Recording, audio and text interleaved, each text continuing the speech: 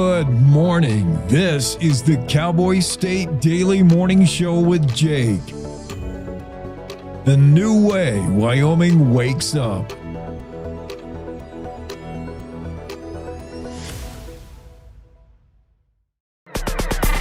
It's time to take a look at what's happening around Wyoming. From the Cowboy State Daily News Center, I'm Mac Watson.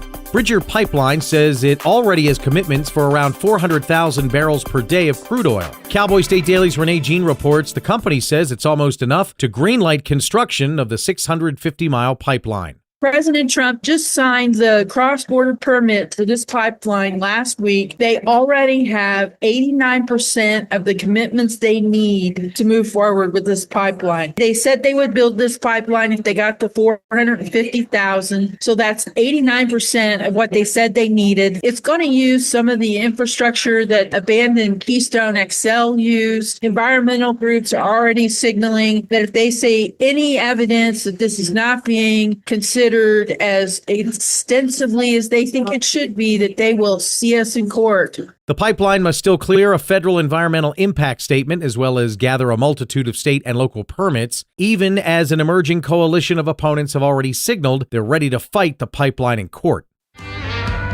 The U.S. Department of Justice says that it's investigating America's meatpacking industry, something many Wyoming ranchers say is overdue. Cowboy State Daily's Kate Meadows reports that ranchers are welcoming the investigation. The U.S. Department of Justice confirmed this week that it is investigating antitrust concerns within the meatpacking industry. There are 4 major meatpacking companies that control 85% of the beef market, and that, according to Representative Harriet Hageman, is squeezing cattle producers from all sides.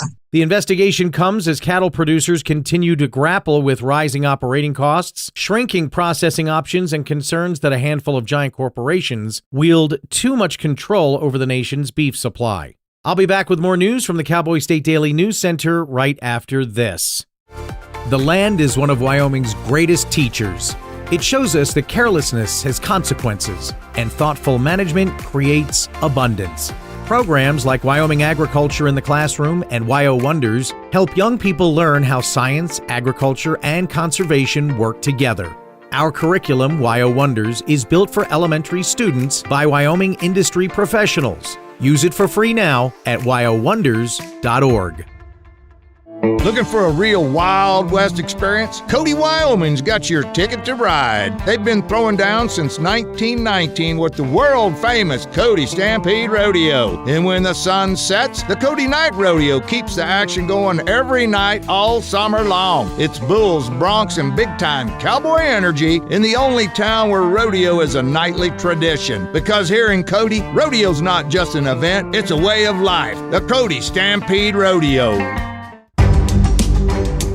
Cowboy State Daily News continues now. A lithium-ion battery caught fire at a Daniel couple's home as they were waking up on Tuesday. Cowboy State Daily's Renee Jean reports that James Morey says the battery shot flames a foot high. These cheaper lithium batteries are more likely to have a chain reaction start. And once one of those little cells gives way, it excites all the other ones, and then the reaction just takes off and goes. These batteries can reach temperatures of 1,800 degrees. Water is not a good idea for trying to put these fires out. It won't stop the reaction. It won't even really slow it down.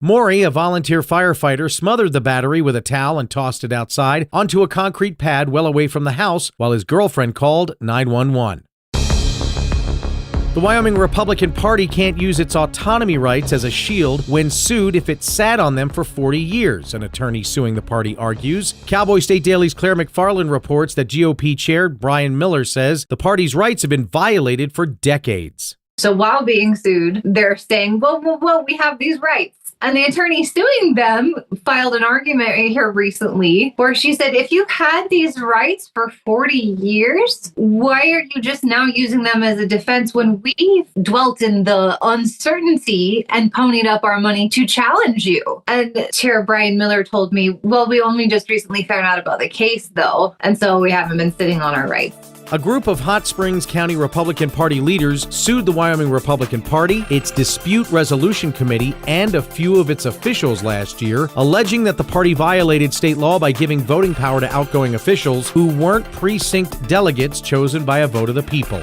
And that's today's news. Get your free digital subscription to Wyoming's only statewide newspaper by hitting that daily newsletter button at cowboystatedaily.com. I'm Mac Watson for Cowboy State Daily. There I was, 16, divorced, remarried with a baby, another on the way, and I could barely read or write. It was time for me to change my life and the lives of my family. So I went back and I got my high school diploma. That was the catalyst I needed. Now I have a bachelor's, a master's, and I became a teacher. Mom, this is your very first yearbook. Your commitment to education motivates me, your coworkers, and your students. You showed me that if you come from nothing, you can still be anything. You told me I deserve to succeed. It's been 15 years, and I still live by that. You're the model for success for your kids, grandkids, and your students. When I look at all these success stories, I cannot help but think it all started by getting my high school diploma. When you graduate, they graduate. Visit finishyourdiploma.org to find free and supportive adult education centers near you.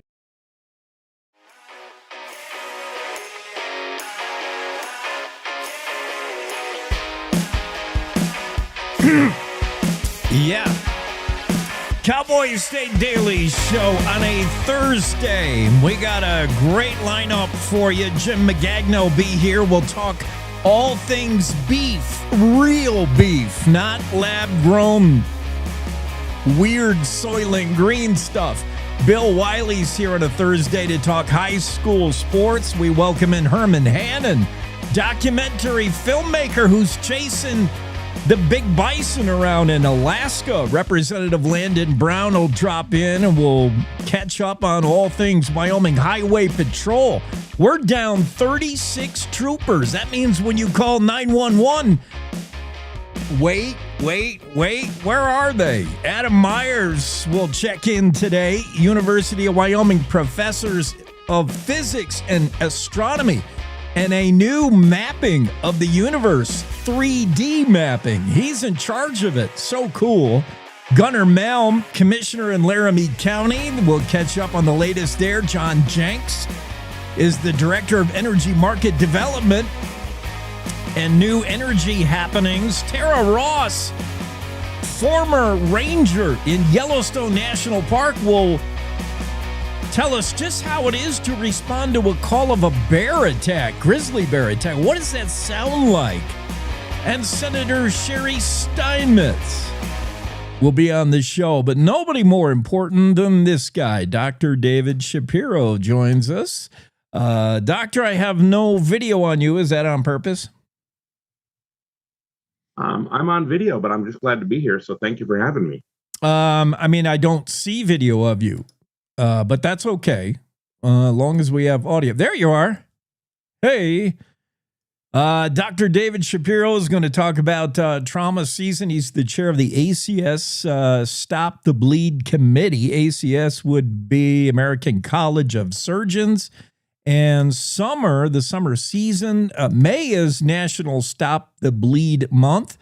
And the spring-summer season is when we bleed more. I guess we can start there. Why is it? Why is this considered the trauma season? I imagine because we're getting out there and doing stuff more, and we're not sitting around in the living room. You said it. Summer is really the time we refer to as trauma season. We spend more time outside. We spend more time away from work. And we do things like boating, lawn care, hiking. We work with animals. We're doing things in the yard. We do all that stuff during the summer, so it opens us up to more injury. You hit on one thing in there. That was the first thing I thought of when I think trauma season and bleeding. I think of Dad messing around with that lawnmower. This is why you farm this out to some kid down the street for $10. But yeah, there's lots of things that can cause an injury. And with injuries, I mean, broken bone or whatever the injury is, we can do a certain amount of things on scene and then call 911. Stop the bleed. Bleed sometimes is on you, the first person there, because I don't know, doctor, bleeding is a sense of urgency for me. Well, it's a sense of urgency it should be a sense of urgency for everyone. And this is the key. Bleeding is the number one cause of preventable death after an injury.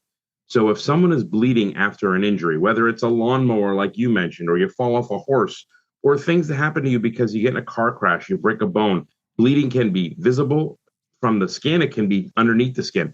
Either way, when you're bleeding, if you don't stop it quickly, you're at high risk for having major problems later. And it does cause people to die.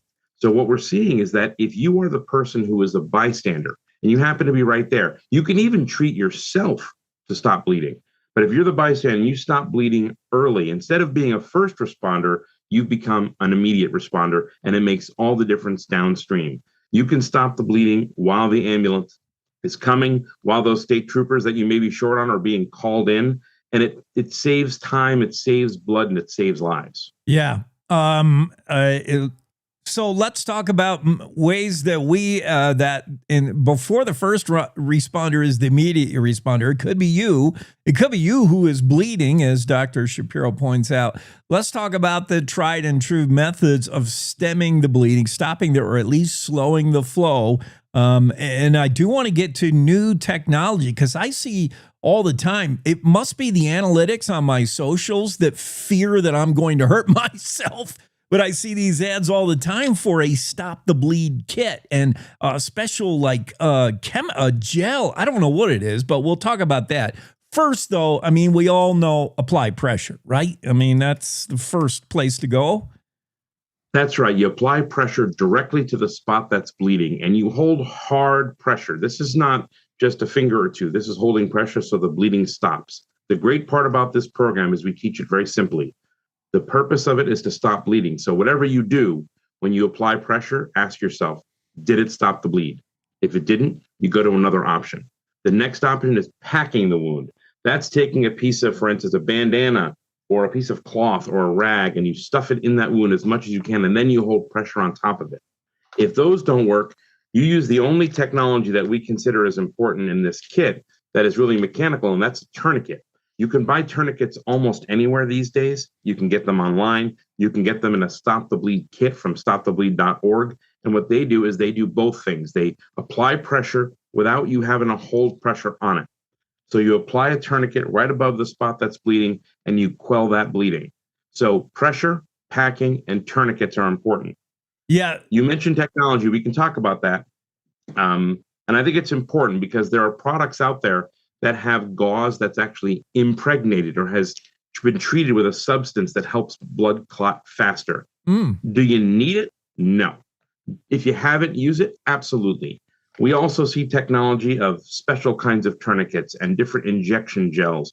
Those are all wonderful, I'm sure, out there, but they haven't been demonstrated to make a big difference when the bystander acts.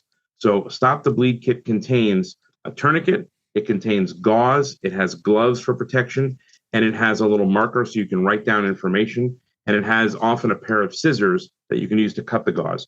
Those small little bits of components can fit in your glove box, they can fit in a motorcycle side pouch, they can sit in a saddlebag.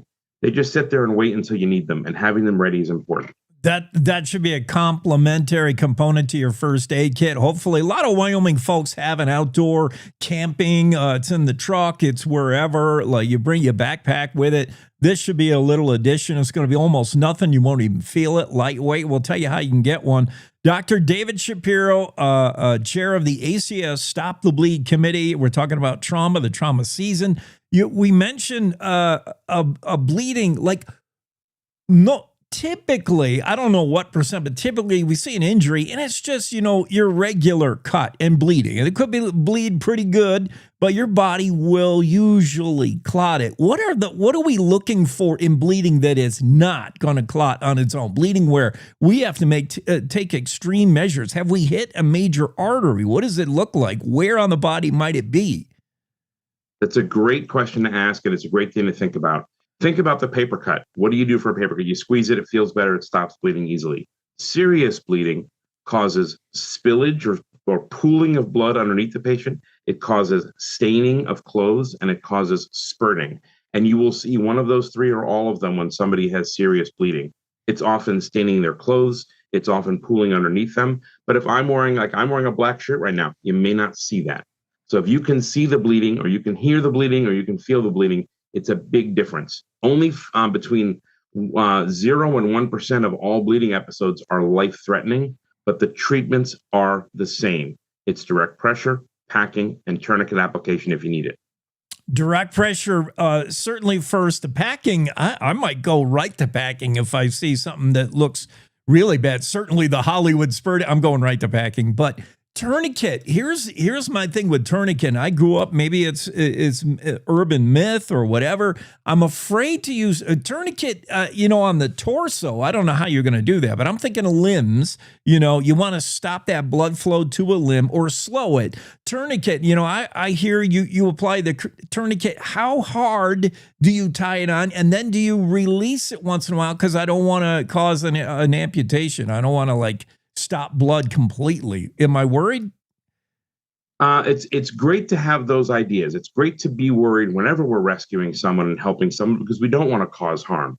But if someone keeps bleeding, we know that they could die. If they have serious bleeding and the bleeding isn't stopping with holding pressure on a piece of gauze on, you apply the tourniquet right above it. To preserve life and preserve limb, you put the tourniquet immediately above the injury that's bleeding, and you tighten it until the bleeding stops. Do you check it? No.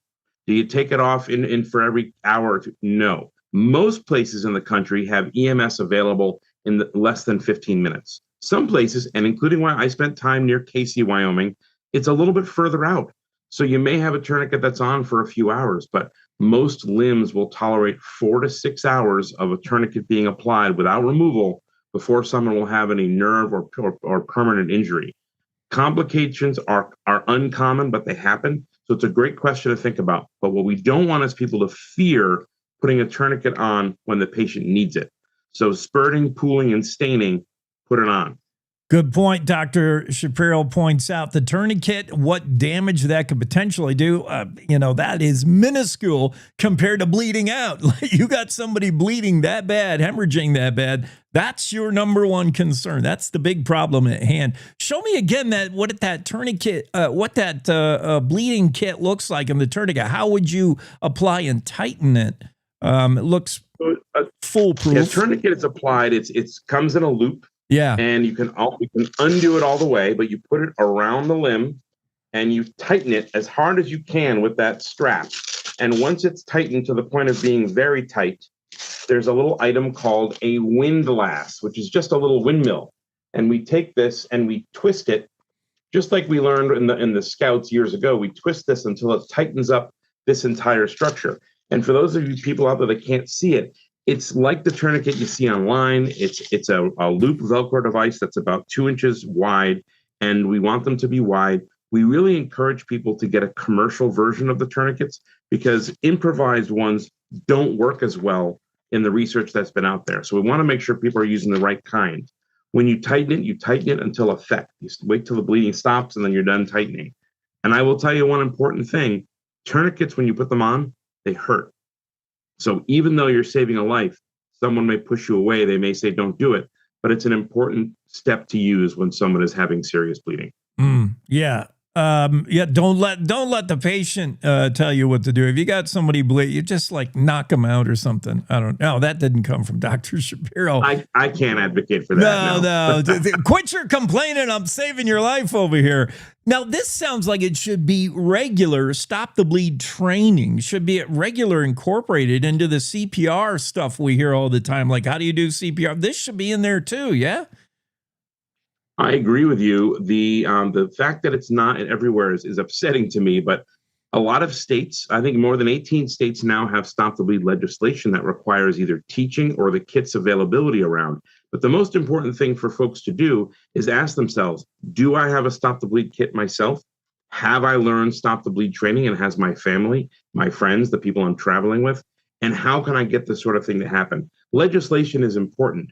But I think what's even more important than that is having the kits available in places like schools, stores, barns and farms, ranches. If someone's on a cattle drive way out in the middle of nowhere, we want them to have those Stop the Bleed kits on their person or nearby so they can get to them. We don't want to have to get people to get to you and you wait all that time.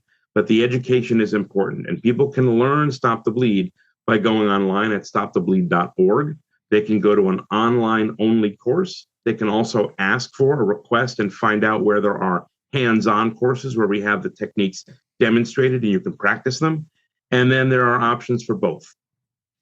Dr. Shapiro, one last thing, and this sounds like just a must-have addition to the kit, or at least training for folks in remote Wyoming, where the nature of this state is. It might be more than 3 minutes before first responders get there. They'll get there as fast as they can, but in emergency, responders need to be well equipped and aware and trained.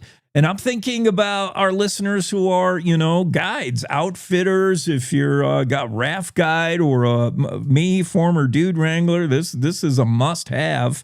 Do you have any evidence that this works? Do you have a success story where, hey, somebody did stop the bleed and this could have been a fatality?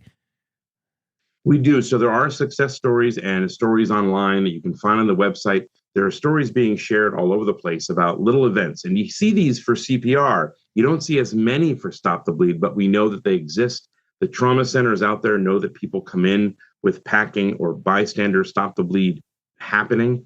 And the way to get these things to happen is to have people have the kits. And it's one thing I want to mention to your listeners is the most important step, though, is to call 911 before they start acting on that patient. If they see a problem and they assess the patient needs help, call 911 and then start the process. I tell people, tell your phone, call 911, put it down on speaker, and do the work that you have to do to save their lives. Yeah. Good point. Dr. Shapiro joins us with Stop the Bleed, and that's what we're trying to do this May, Stop the Bleed. Go to stopthebleed.org to learn more and maybe grab the kit for yourself. Thanks for being on, Doctor. Thank you for having me. This is wonderful. You bet. Have a great Thursday. Cowboy State Daily Show with Jake. We got Jim Magagna in next. We'll talk Wyoming beef after this. Hey, Wyoming, ready for news that actually feels like Wyoming? Tune into Cowboy State Daily Radio with heart, humor, and a little Western kick. From ranch roads to mountain peaks, if it's happening here, you'll hear it here. No fluff, no filter, just the real deal. Real voices, real stories, real Wyoming. If it's happening here, you'll hear it here. Cowboy State Daily Radio, Wyoming's news, just the real deal. 100% homegrown. This is the Cowboy State Daily Radio Network.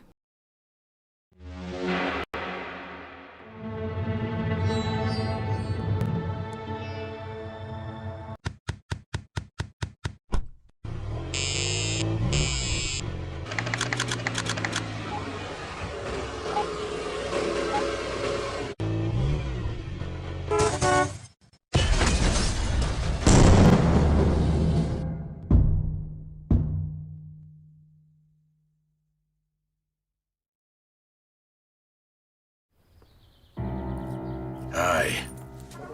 I'm your retirement fear, but don't be scared. You're still in pre-retirement. Does that mean I have more time to plan? Precisely.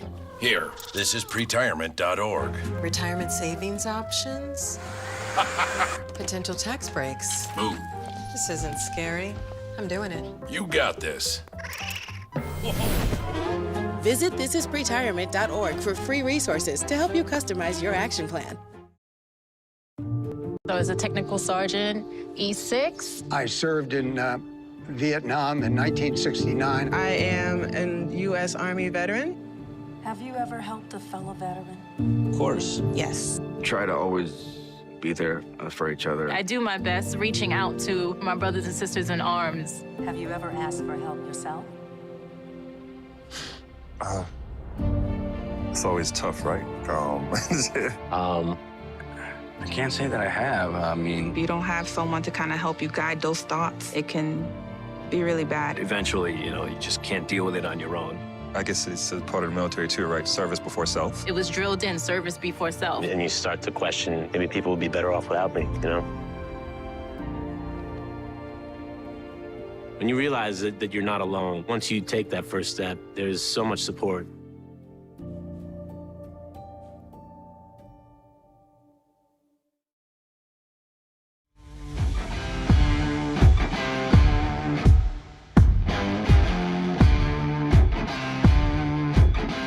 And we're back from break. Cowboy State Daily Show with Jake. This is Jim Magagna.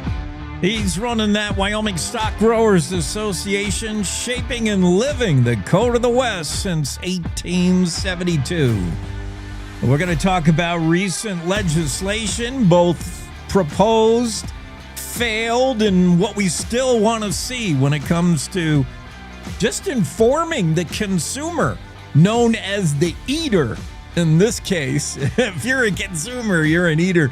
You know what I think of, Jim, when I think of, the FAIR Act, which is fair and accurate ingredient representation on labels. The FAIR Act calls for, these lab-grown beefs to be labeled as such, to be labeled as imitation or lab-grown. That's not real beef, and it's certainly not real Wyoming beef.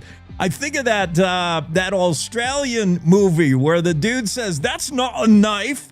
This is a knife." We should get him to do commercials saying, "That's not a steak," and looking at some poor gray, greenish piece of meat that come out of a test tube. And he slaps on the Barbie a real steak from Wyoming. So, yeah, are you encouraged by the FAIR Act? And it was introduced. It's not, where is it? It's not yet passed, is it?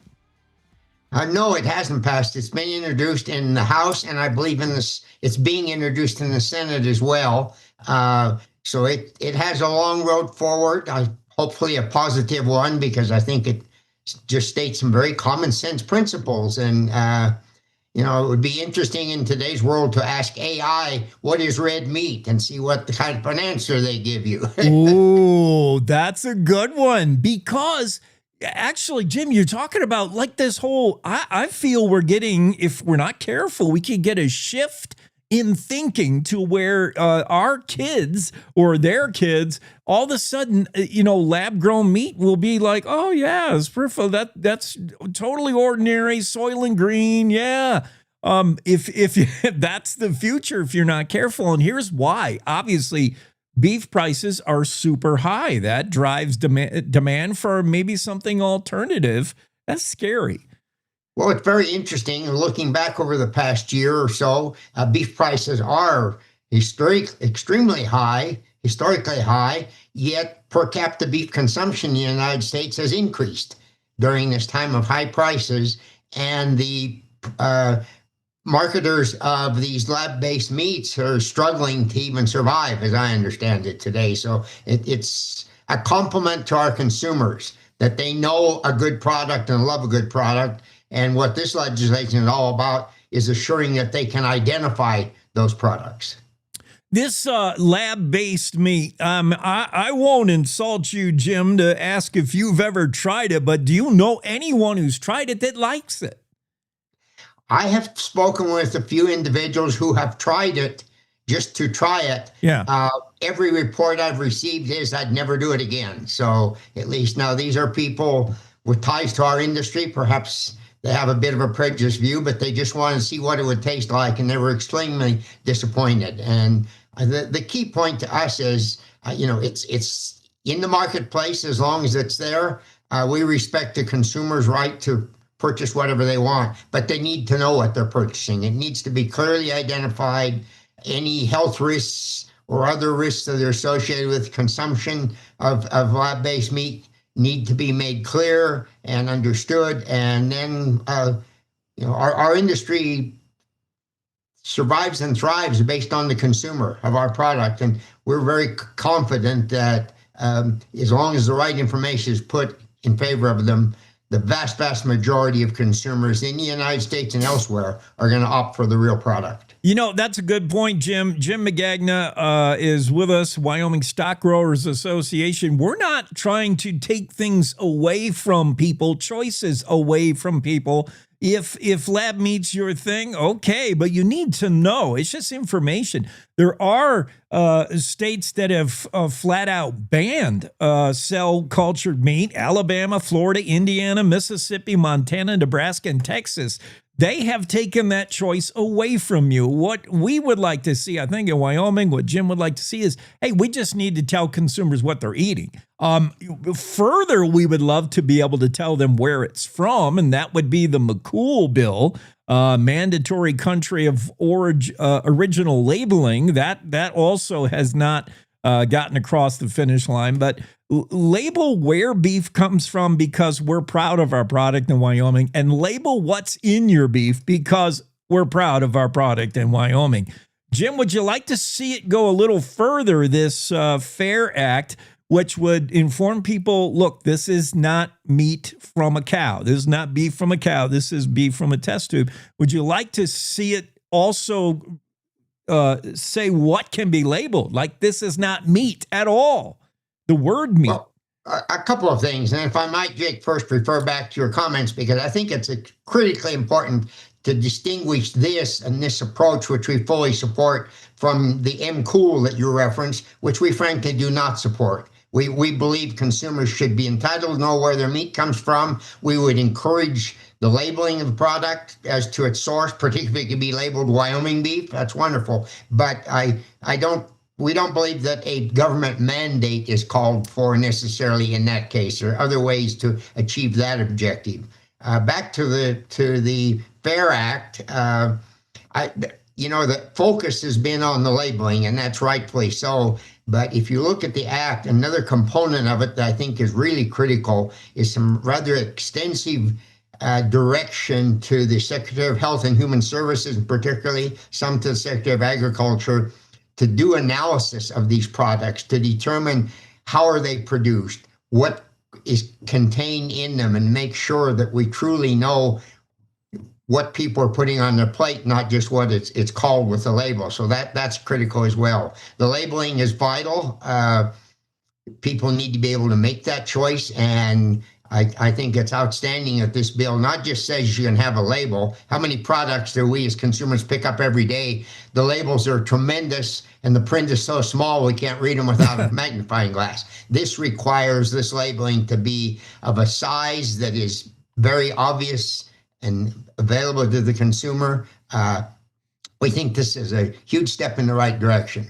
Frankly, if I were given the privilege of adding to this bill, there are a couple of things I would be interested in adding. One would be, while the bill doesn't refer to this at any point as meat, it refers to it as protein product. There's nothing in the bill that says that product can't contain a label on it that says it's lab-produced meat. And we really would like to see the term meat reserved for the real product that comes off of our farms and ranches. The other would be, ideally, to help, again, with consumer identification of these products, I would like to see that they would have to be located separately in the grocery store from the meat counter. So it's just not confusing to someone who just sees what appears to be a red meat product and grabs the first package they see without taking the time to read the labels. Yeah, I was just going to say that actually before you mentioned it. Labeling things meat, it's all marketing and labeling in the grocery store. And when you're in a hurry, if it says meat and it's in the beef section, the meat section, yeah, you're likely to grab it and not even notice. Real animal protein grown in a lab from animal cells is blurring the lines for the consumer. That's the issue. Representative Harriet Hageman minces no words. She says the FAIR Act is long overdue. Congress should design guardrails to prevent, quote, mad scientists from masquerading as meat producers. Today's rancher, today's beef grower, it wears a lab coat and twirls a test tube. There's no, you won't find a pair of Wranglers or a lasso anywhere. It's weird. It's Fortunately, really weird. I don't believe we have any of those beef producers in Wyoming today. I don't All think the we ones that we have in Wyoming are doing it the old-fashioned way, getting out on the range with those animals, and we want to keep it that way, and we want to make sure that the consumer who loves our product can continue to have the confidence that when they grab a package of meat, that's the product they're getting.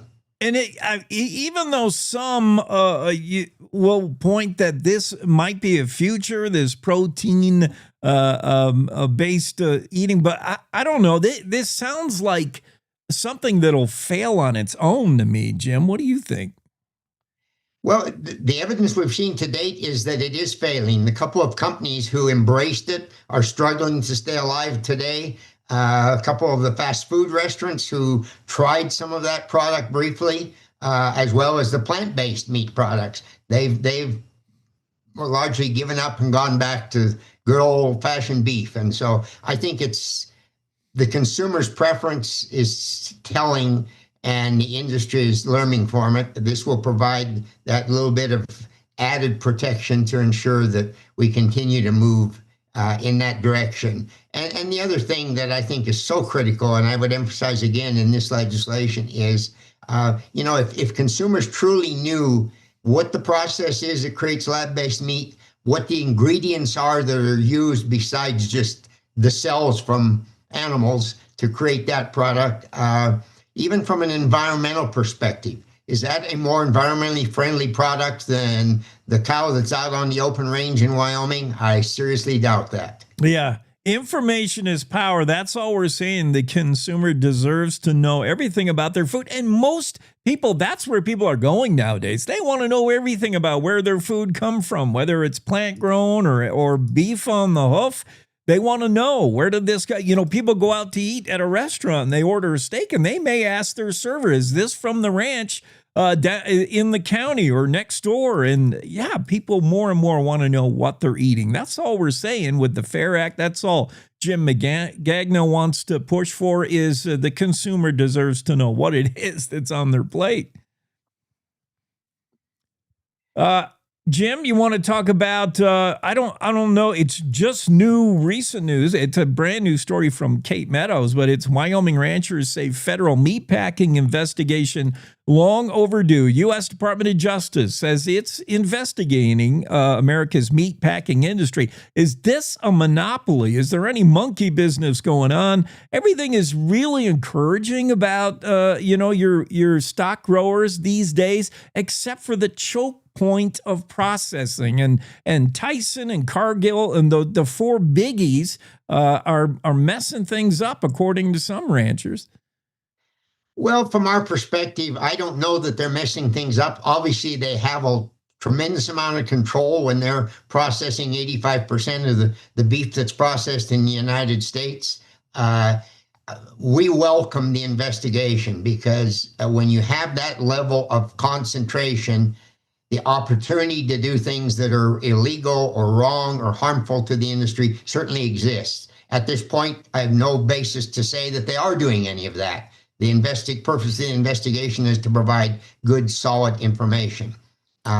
Would we like to see more diversity in processing? That's the choke point within our industry, certainly. At the same time, we're dependent on those large processors. Given the volume of beef being processed in this country, while we do all we can to encourage smaller and mid-sized processors, we're proud of in Wyoming that in the last 5 to 6 years, we've seen a large expansion of small, federally inspected meat processing facilities. So you can go and find places where you can buy Wyoming beef, and we'd like to see more of that. We want to encourage that. But that's not a substitute for the big processors. That's an addition to and a welcome competition to the big processors. Yeah, I don't know if those small and mids will even put a dent in it, but it is encouraging. I like the fact that the DOJ is going to look at these big processors and make sure there's not monopolistic issues. But on the other side, and another flip of the coin, another side of the coin is there's no reason why small and mid processors shouldn't start popping up all over the place for transportation, reduction of transportation costs, and there's a lot of reasons. I mean, they can't do the volume the biggies do, but it more the merrier, and certainly I'd like to see more of it in Wyoming. Is there an indication we are seeing more small and mid-sized processors come online?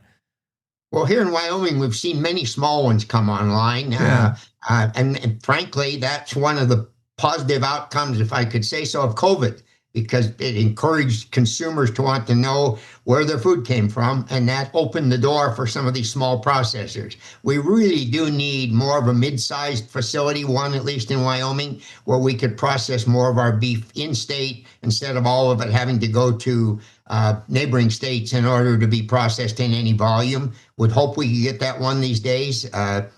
It's a difficult scenario to deal with, partly because while grass-fed beef is becoming far more popular, the majority of our beef is still grain-fed, and we don't produce the grain in Wyoming in the volumes to finish those cattle.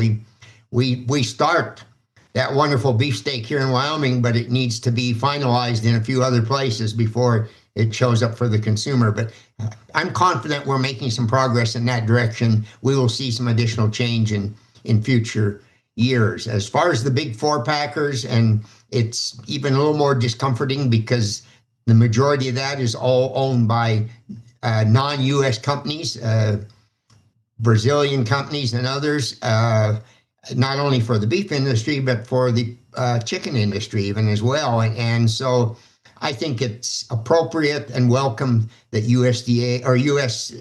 Department of Justice is looking into these carefully. My hope is that they come back and can fairly state that they found no wrongdoing, because we need those people. We're dependent on them. We work with them, even though at times we criticize them. We've been through a period in the last year or so where, frankly, our producers were doing very well with their cattle, and the processors were being stressed and apparently losing some dollars in the processing because of the lack of an adequate supply and having to pay higher prices for the cattle, which to the extent they could be passed on to the consumers, of course. But it's in our interest as cattle producers, beef producers, and it's in the interests of the consumers as the final end users of our product that we assure that the process that gets done there is a fair, equitable process, that there's no violations of our laws involved in any segment of the industry. Jim Magagna with the Wyoming Stock Growers Association, and we'd like to know that our ranchers are peering across the landscape looking for that lost stray who's hidden himself down in a wadi, and not the rancher that's staring into a microscope pushing cells around on a slide. That doesn't sound right, and it doesn't taste right either, Jim. Hey, thanks for being on, man, and protecting our stock growers in the great state of Wyoming. Well, thank you, Jake, and I'm proud of the fact that I represent the real beef producers, not the ones sitting in front of the petri dish. Yeehaw! All right, buddy, have a great day. Thank you. Bill Wiley's next. Wyoming is a place where people aren't afraid to get a little dirty and work a little harder to live the American dream. It's a place where neighbors still check on one another. Strangers greet you with a wave and a smile, and a random act of kindness is never out of the question. From the mountains full of elk, to the farmer's field full of pronghorn, to the streams teeming with cutthroat trout, we choose to live in the best place in America. And Cowboy State Daily covers all of it, every day at cowboystatedaily.com. You're listening to the Cowboy State Daily Radio Network. When it comes to making plans, you are the best. Those 9 months were also 273 days of planning. What about your daughter's first costume party? It was out of this world. And let's not forget those barbecues you plan in detail for your family and your more vegetarian by the day best friends. That surprise party for your parents' golden anniversary? You get the golden planning. The same way you plan each detail for those moments, start planning to protect you and your loved ones from a natural disaster. Sign up for local weather and emergency alerts. Prepare an emergency kit and make a family communications plan. Protecting your family is the best plan you can make. Emma, did you hear? Todd's in the hospital. Who's Todd? He got a collapsed lung from vaping. He thought it was cool. Not cool. Promise you won't vape, Emma. It can lead to a lifelong addiction, and we can't be friends if your lungs collapse. Bogus. Wacky sitcom teens aren't the best people to talk to your kid about vaping. Hey, you got a minute? You are. Start the conversation with your child about vaping today. When the uniform comes off, the battle doesn't always end. Too many of our veterans are fighting silent wars with trauma, with loss, with hopelessness. Downrange Warriors stands in that gap, offering peer support, purpose, and a brotherhood that saves lives. You can help. Visit downrangewarriors.org because no warrior should ever walk alone. Hope is waiting. Be the reason they find it.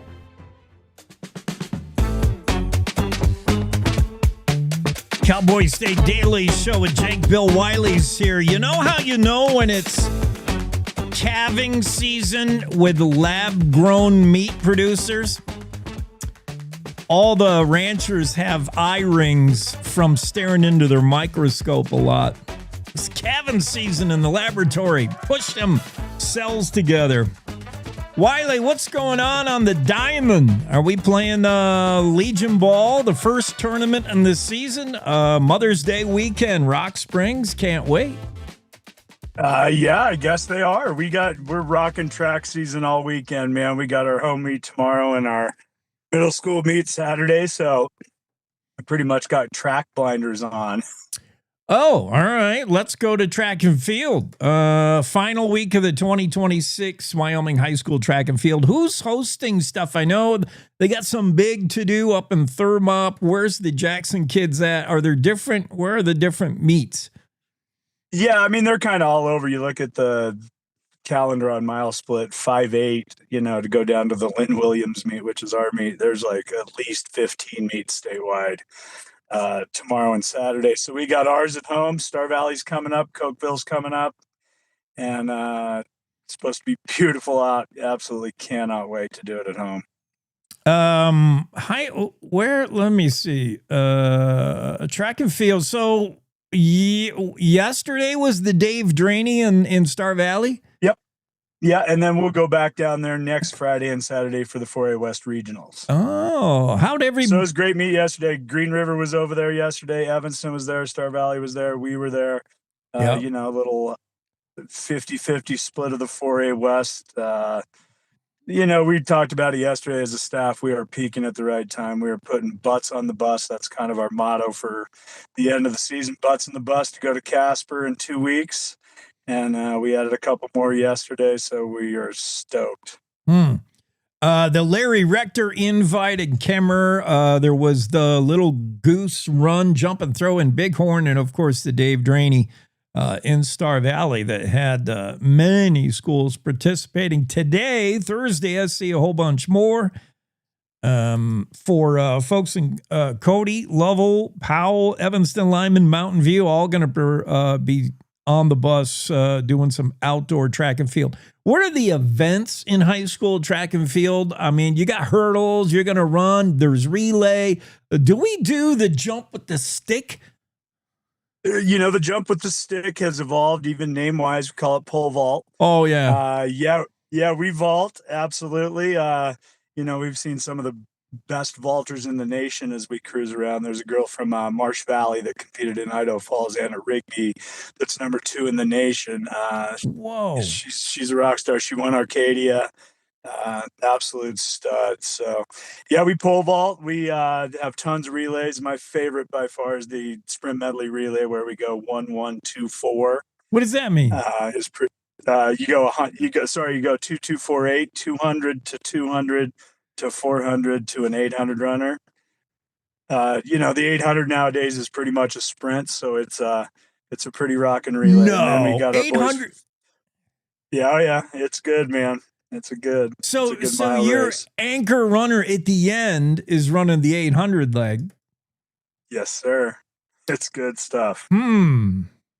Yeah, and then we got a chance to put our girls SMR out there again. Our boars 4x1 took the day off yesterday, getting ready to put it on the track on Friday here at home. So, yeah, it's good stuff, man. We don't throw javelin. We don't throw hammer. We get to throw javelin at a couple of our Idaho and Utah meets, but in Wyoming there is no jav. we throw the Frisbee thing, the disc, right? Yeah, we throw the Frisbee thing. Okay. Yeah, we sure do. We had a couple kids go off yesterday. Avis Chapman threw 110, huge PR. Freshman looking to maybe make state in both events. Zero pressure, Avis. Love ya. Come on, Noah Avis. Selesnik almost went 130 yesterday in his second ever track meet. So we got Connor Scott, Mr. Steady Eddie up there in the top. So it's going to be good. Those are some beasts. You should know that anyone who is on the offensive and defensive line of football, you should get them recruiting. Like, can you throw the disc? Here's how you do it. Oh, absolutely. I'll tell you what, we absolutely get off the bus well. We look good getting off the bus and heading over to our events. My kid actually said it the other day. He hung out with us in Idaho Falls at our meet, and he's like, wow, you guys look like a track team. Like, you got athletes. Yeah. So in the disc throw, like the punt, pass, kick, I see it's distance. Also, do you have to throw it like pretty straight? Like, are you dinged There if is you're a off? vector. There's a 30-degree angle vector that broadens as the distance goes out. That has to stay in. It's definitely a factor, especially when you get to the regional and state meet, and every throw matters so much. We get a lot of vector scratches later. You and I are back in the top two teams in Major League Baseball, although my Yankees lost yesterday. Yankees and Braves. Braves lost their first series of the year to the Mariners. Ooh. The last team to not lose a series. We tied our first one with Arizona in a 4-game split. But the Mariners took us down. I got a couple kids I'm worried about are going to give me a pretty hard time in school today. Oh, well, whatever. Can we just have a World Series now? Braves, Yankees. I mean, Dodgers. Oh, dude, go back to the late 90s. I'm in, man. Let's go. Yes, I'm all about that. All right, let's talk soccer a little bit. We had some matches postponed. I think we're going to make them up. We're into week 8 of soccer for the girls. This is down to the end. I mean, this is for seeding. These are some important games, rivalry game. I think Jackson Star Valley. We're going to play soccer. Hopefully it stops snowing and the ball will roll. Yeah, we got soccer tonight. Our senior celebration is tonight for our soccer, and then for the track kids tomorrow. They've got Star Valley this evening, and then they start hosting regionals next Wednesday with the play-in games for the 4A West Regional. So there'll be soccer on the synthetic fields Wednesday, Thursday, Friday, Saturday, and then throw in the stadium on Thursday, Friday, Saturday. So it's going to be popping. Jackson boys and girls always perennial favorites with the soccer, but there's other schools making up ground that are challenging a little bit. Who are those schools that are like getting better and better at soccer? Like, it's not a done deal for Jackson. It never really has been, especially when you go to state and you have to bring in those Campbell County schools, those Cheyenne schools, the Laramie school. That gets pretty hectic. Our region though, with Kelly Walsh and Natrona and us, I watched the girls battle Riverton the other night. And I know it was a close one the first time they played. That one was won by a header goal by Cody Traver in like the last 40 seconds. So it's certainly competitive. All right. Anything? Let's. I started off with baseball, but you went right to the track and field. What's going on in Legion ball? Oh man, we see them out there practicing all the time. I don't have a whole lot of Legion connection now that my kid's graduated and is done with the program. And I'm the track coach, so it seems like they're rolling. Looks like they split last weekend, got one of two, and they're looking pretty salty out there. Mother's Day weekend will be the first tourney of the season. That's in Rock Springs. The Stallions will host Green River, Riverton, and a team from Utah 3-day tourney. Lander Lovell finally get their season underway. Lander faces Riverton. Lovell heads over to the Bighorn Mountains to take on Sheridan. Legion Ball getting now really into full swing. It's so weird that, baseball... You think of baseball by the time you're in May, you should be a good month into the season, not necessarily Wyoming. Oh, absolutely. I remember going to Little League tournaments when I was coaching the travel team, and we'd play a team like from Park City that was in game 34 of the season, and we were in game 3. Right. I mean, it's just we're very isolated travel-wise, and we get the weather longer and deeper than anybody else does in the state.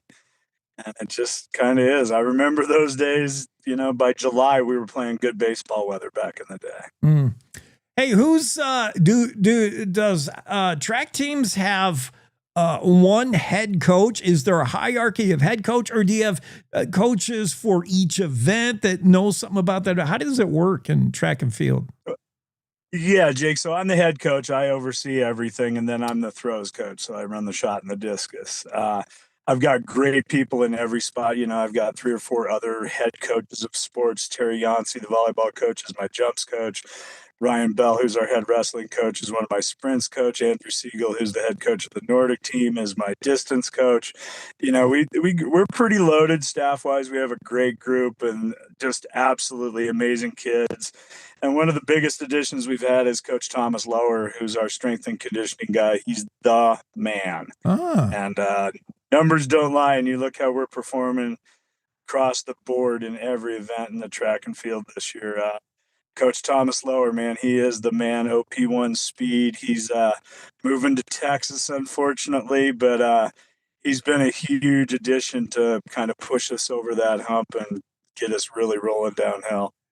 Strength and conditioning's coach in track and field, I imagine, is pretty well in any sport. They're pretty handy because they can tell you what you should be isolating in the weight room. Like this, don't bother lifting this way or doing that. That's not going to help you. Might even hurt. Here's the things you should be concentrating on. That's good. 100%. You follow us, our GHHS_track on Instagram, and watch some of the morning workouts these track kids are doing. You'd be like, what is that? But yeah, man, they have bought in hard. I'm actually headed there right now to do our recovery day in the gym, expecting about 80 kids to be in there. It's gonna be awesome. Recovery day is just like Coke and pizza, right? Like, oh yeah. I'm actually going to get hundreds of donuts and recovery day coffee. Yeah, we're ready to roll. And then, other coaching, for track and field, it's such an overall it's just it just goes back to the Greeks, man, who invented sports. Technique is crucial, even for a runner, a sprinter, a hurdler. Technique is a lot, right, Bill? It's the little things, man. And you look at the way that we're training now. We've always trained well, but we have switched lanes, and we are in the express lane as far as training goes. Thomas is a gifted welder as well, and some of the apparatus he's brought out to the track that shows the kids exactly where their steps should be, the angle of their knee drives, and just the education that these kids have on how to run. I think we're really going to reap the benefits in football, in volleyball, in basketball, in all of our sports. Good point. Track and field builds that all-around athlete, the applicable skills that could go transfer to another sport. And this is a sport, track and field, where the differences are sometimes measured in tenths of a second and inches in the long, hundreds of a second. I mean, and just make sure whoever is doing the stick jump that they get the stick in the hole there, because if you miss, I've seen some chaos, man. Some absolute total chaos at the pole vault, but it's a beautiful event. Those kids have all my love. Hey, kids, hit the tape first and clear that bar, man. Track and field, we're rooting for the Jackson Bronx. Bill Wiley's with us. Thanks, Bill. Thanks, Jake. Have a great weekend. You too. Cowboy State Daily Show. Bill Wiley joins us on Thursdays to kind of wrap up the high school sports scene. Is soccer going on, boys and girls soccer. Towards week 8, we're down to the final regular season matchups, and then we get into the regional stuff, and we find out who's who across the Cowboy State in soccer or football, if that's what you want to call it, if you're, of European flair. Track and field, final week of the 2026 season going out on now. Big track meets all over. Just had one in Star Valley yesterday, more across the state today. Legion Ball, yeah, we're going to be full on baseball here pretty quick. Once we can be assured that we don't have to drag the tarp out onto the field for snow. I think it's just about safe to play baseball now. Oh, it's exciting. High school sports, where it's more than the score. You know that. We're building better kids for the next generation with high school sports. 100%.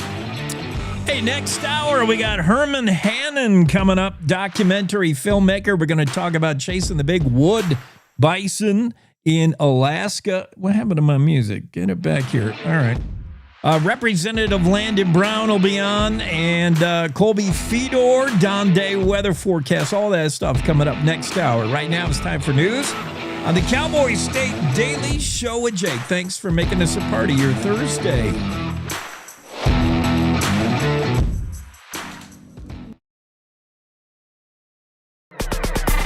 It's time to take a look at what's happening around Wyoming. From the Cowboy State Daily News Center, I'm Mac Watson.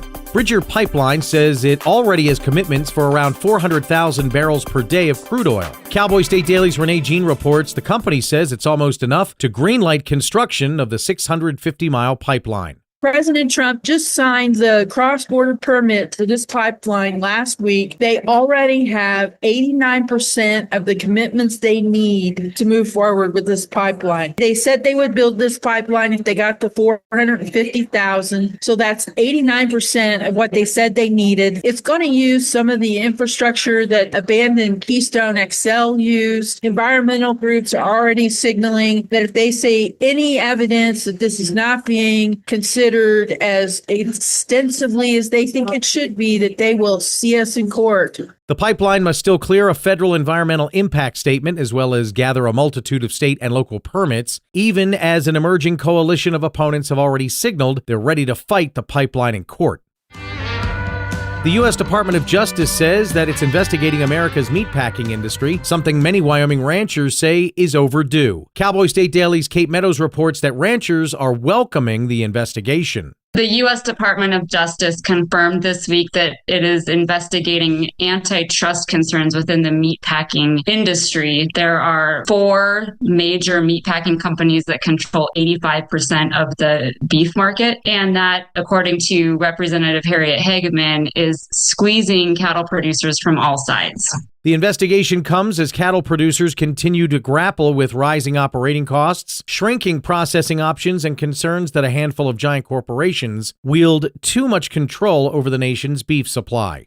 I'll be back with more news from the Cowboy State Daily News Center right after this.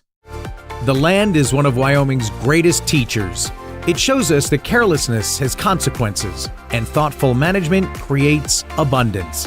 Programs like Wyoming Agriculture in the Classroom and Wyo Wonders help young people learn how science, agriculture, and conservation work together. Our curriculum, Wyo Wonders, is built for elementary students by Wyoming industry professionals. Use it for free now at wyowonders.org.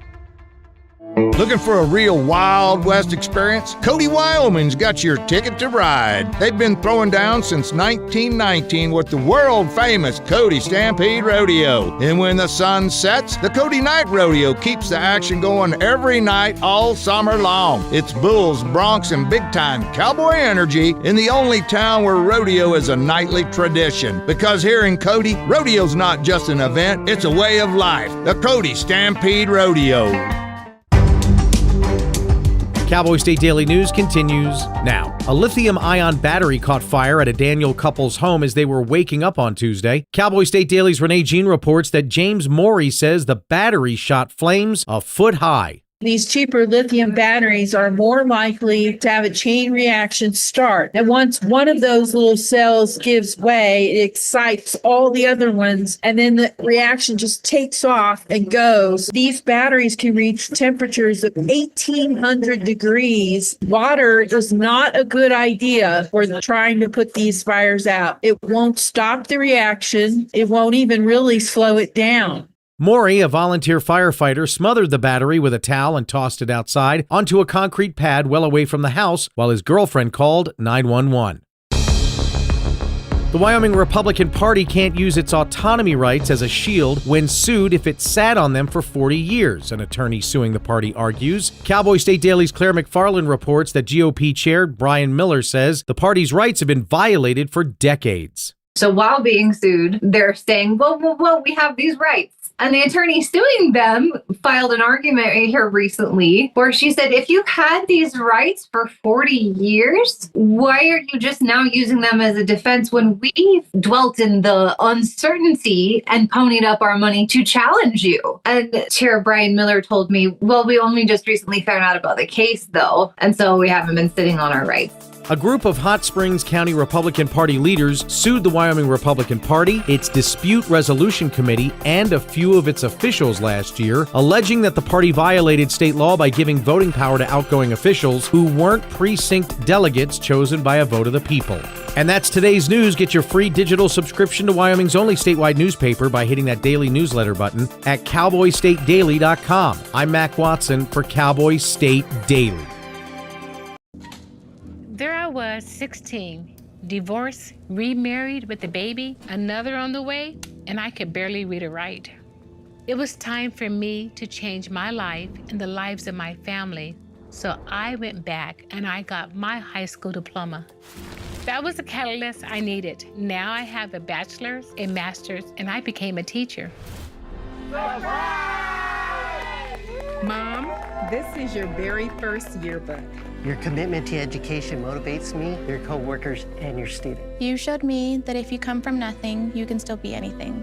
You told me I deserve to succeed. It's been 15 years, and I still live by that. You're the model for success for your kids, grandkids, and your students. When I look at all these success stories, I cannot help but think it all started by getting my high school diploma. When you graduate, they graduate. Visit finishyourdiploma.org to find free and supportive adult education centers near you.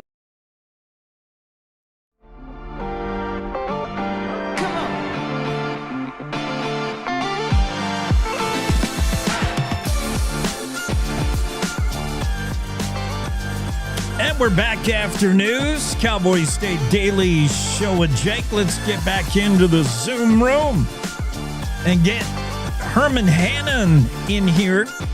Herman, before we talk about his documentary filmmaking, and he's got a couple you should check out, and I think a third on the way, Winter Prairie, Finding the Bison of Anoka. Is that how you say it?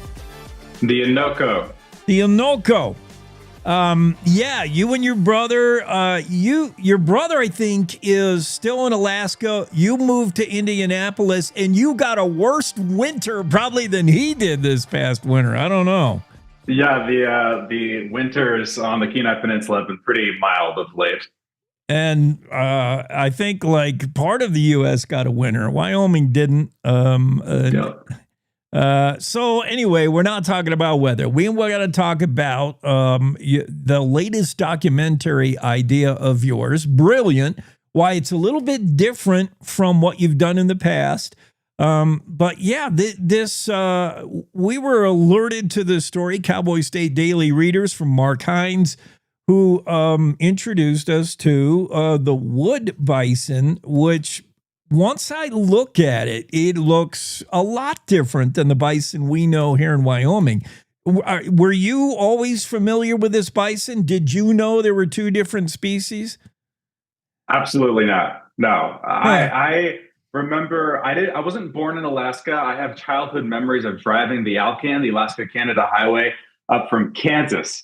And we did that for a few summers. And I remember seeing bison along the way.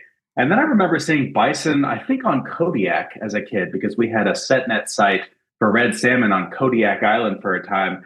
So I have flashes of bison in my memory, and I now know that all of those were plains bison, which are not native to Alaska, but were there for one reason or another. I believe there's 4 populations of plains bison in Alaska now, since the kind of mid to early 1900s.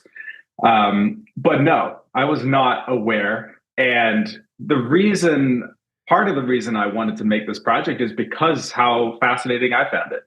A novelty to my own version of Alaska, that was in my mind. So, my brother, he's a wildlife photographer and he guides throughout the state of Alaska. And he's always pitching, interesting conservation ideas to me. And when he said wood bison, I was like, what's that? So, right. Roughly 2 to 3 years later, here we are today. Yeah. But he did put the light bulb on. Sergius, is that his name?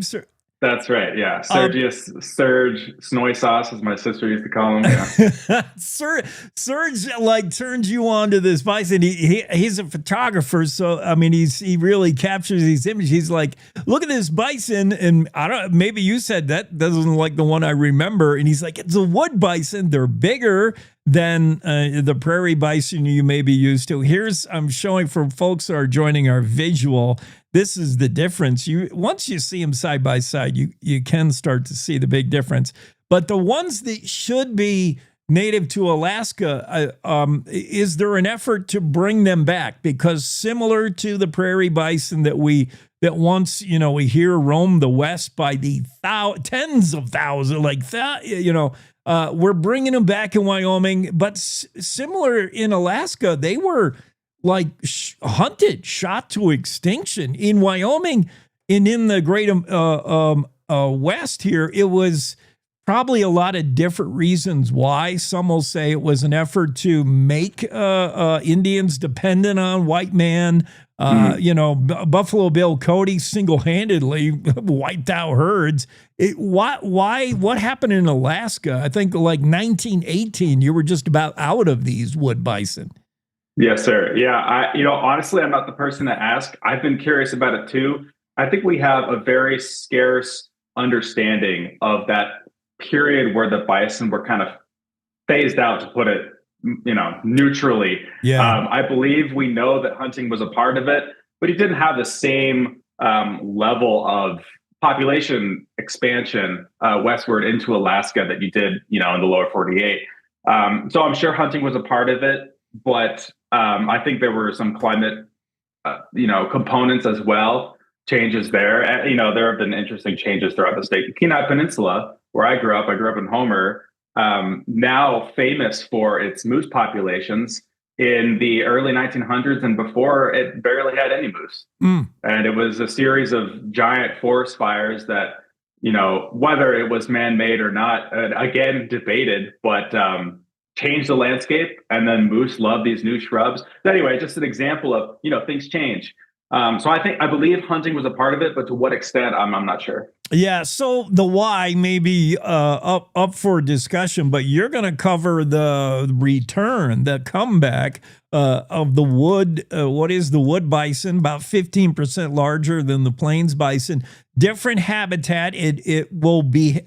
I guess it's differently equipped to deal with where it is. What do you envision the documentary film being about, Herman? Is it the recovery efforts, like how the state is going to bring it back? Is it more about the animal, why it's different from this one, what challenges it faces? What are you going to cover? Everything? Yeah, probably a little bit of everything. I think the main educational goal, if there is one, is that people walk away from the film suddenly realizing, oh, there's this different subspecies. And here's how it's different, and here's why it's named this, and here's, its context in U.S. history and the future of the United States. Because this restoration project in Alaska is the first time that wood bison have set foot on U.S. soil for around 100 years. So that's definitely part of it. My goal with wildlife storytelling is always to inspire awe. I think going into it with an educational objective is just not my style. And you'll see in the other work that I've done that's on YouTube with my brother, I try to kind of sneak in the history. It's like, just a brief segment. You don't even know it's there. And then, 20 minutes later, you walk away knowing so much more about, this little piece of Alaska. So I would say that is definitely a huge part of why I'm doing this. I want that's what makes it fulfilling, that I know this is a worthy cause. But I just love Alaska. I love being there. I love running around with the camera in the mountains or in the prairies of Alaska, the marshes in this case.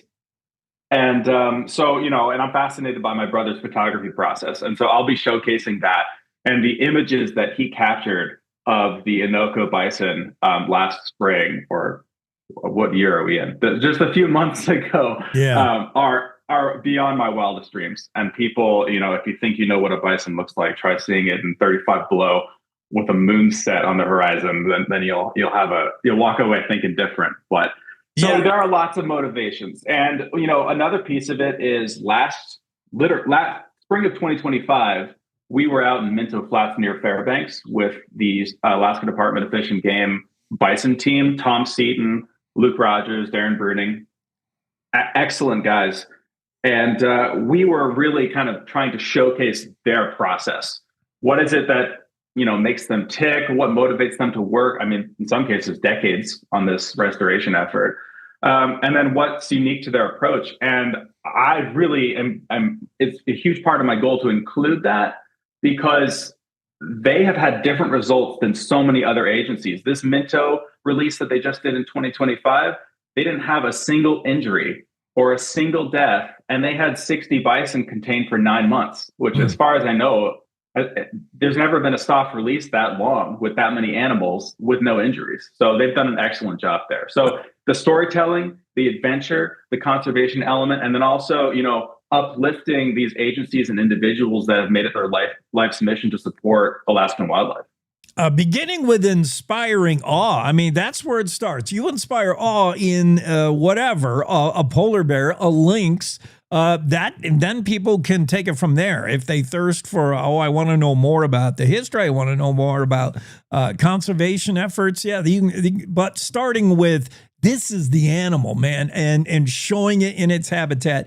The polar bear, the lynx documentaries, we can find those on YouTube. I love the polar bear. Who doesn't?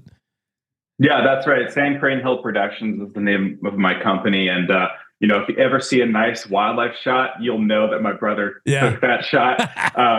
But we filmed polar bears out in Churchill, Manitoba with Discover Churchill Tours. Drew Hamilton co-runs that operation, and he's an excellent guy, great friend of mine. And that was a great project because, I went looking for polar bears and I walked away with underwater footage of belugas and northern lights to boot. So that's a magic place. So I got to ask whether it's this documentary now with the wood bison in the Innoko Valley, where you mentioned it can get to 35 below, polar bears. I mean, do you just like shooting in the cold? What are the challenges? I just rewatched The Revenant, where I know that Leo DiCaprio complained it was like freezing cold the whole time. Everybody who worked on the movie, the grips, the cameraman, was like, no, we really worked in 2 hours of sunlight all day, and it was freezing. How do you do it? Doesn't your stuff freeze up? Don't you get cold? Oh yeah, I should say this project has really been the first time I've gotten very cold. Polar bears, it was actually, I think we had one day it was 75, 80 degrees in the fall. So those polar bears were sweating, and we didn't see any snow. I remember lying down in a t-shirt looking up at the night sky, the night aurora. So that was definitely counter to what we expected, which is actually part of why we wanted to make that video, is because just showing polar bears in the fall in a kind of a warmer climate, not on ice. But anyway, so yes, 35 below is what we experience. It gets much, much colder than that. But for about 6 days, roughing it on snow machines, me, my brother, and then a third videographer, Kyle Oberman, excellent wildlife storyteller, we all got frostbite by the end of the trip. We had mild frostbite nipping at our nose, and we have footage of Kyle with his entire face covered in balaclava, and a heat pack on his nose. You couldn't even see his eyes. Yeah. So yes, that was tricky. You know, drones weren't operating like they should, if at all. You know, I'd like I have an ND filter on my camera that changes the exposure, and I couldn't turn it.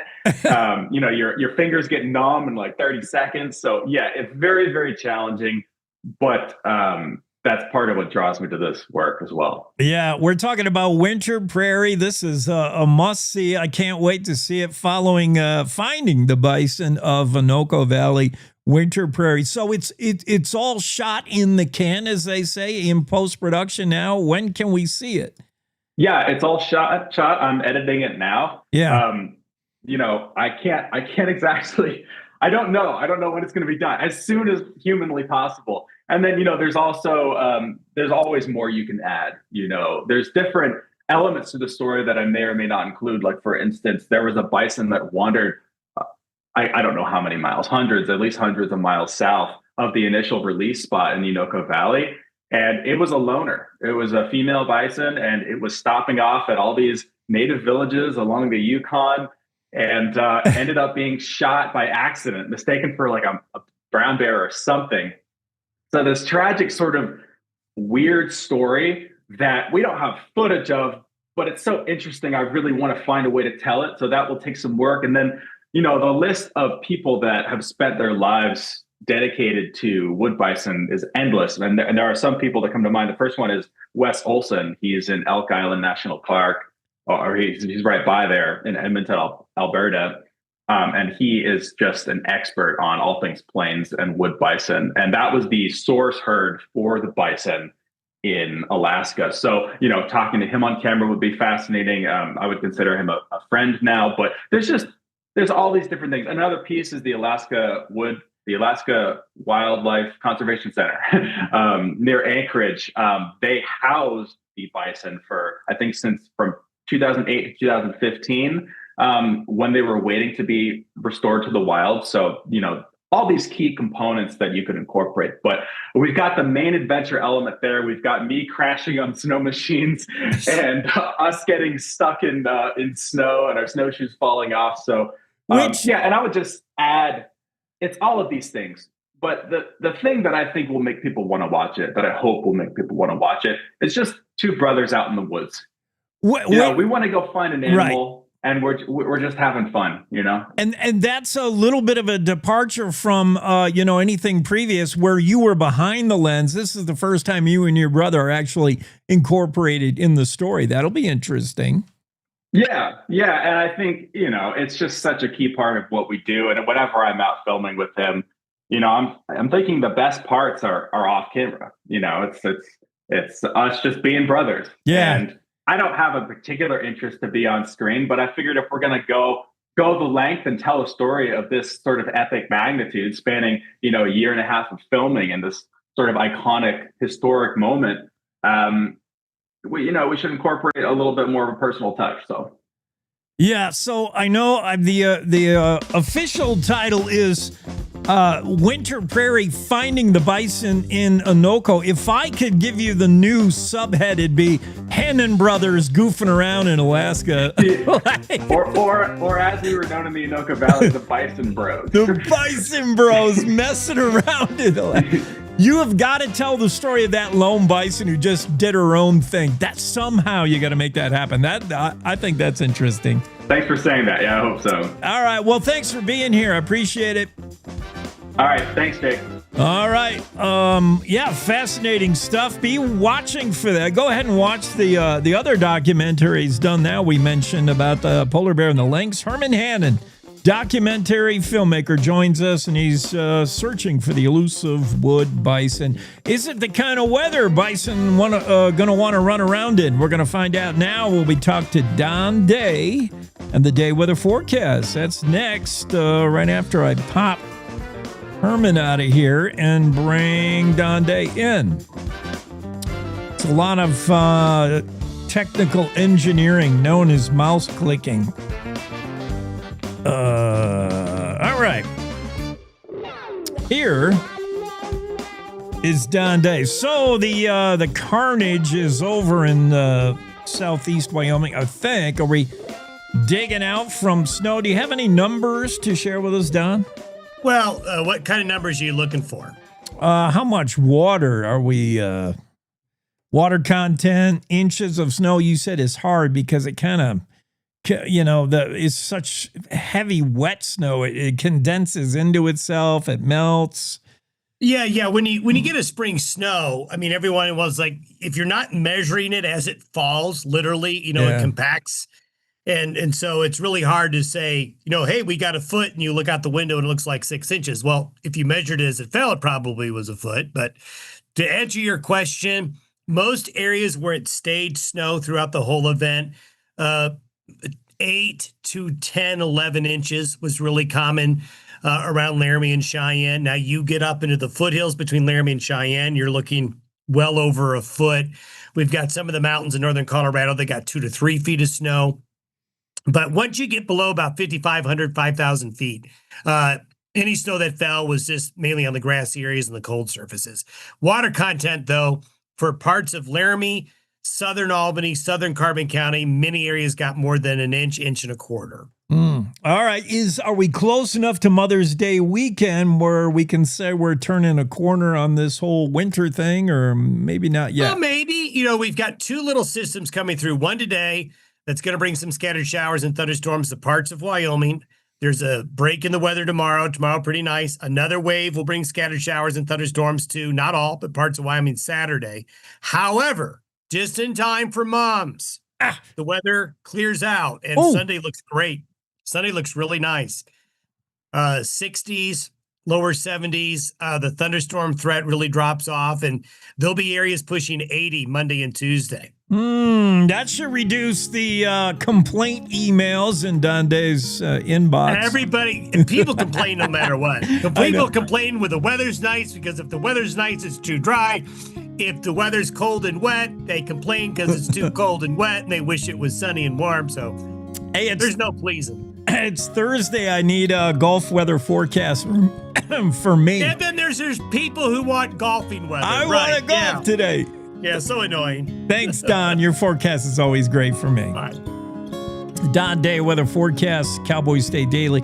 Representative Landon Brown is up next. Here at Cowboy State Daily, we cover everything Wyoming, like the weather. It's actually a combination of 2 different weather systems that are going to collide. Politics. From January to May, the registration numbers in the Wyoming Democratic Party have shrunk. Energy. Cheyenne's become this data center magnet. Agriculture. This act is about making clear whether protein that you buy at the store is from an actual animal. Covering Wyoming like nobody else can. This is Cowboy State Daily. This is the Cowboy State Daily Radio Network.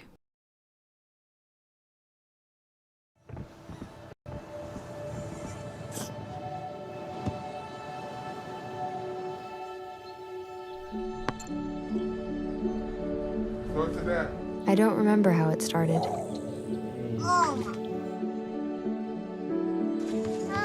Our back and forth. Victory.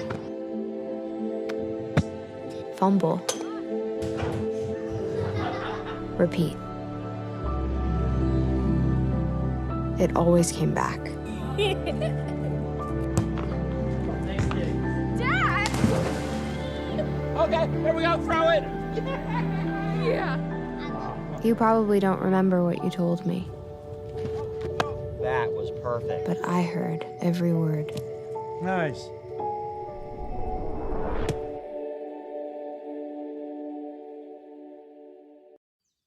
Jason, let's go see your room.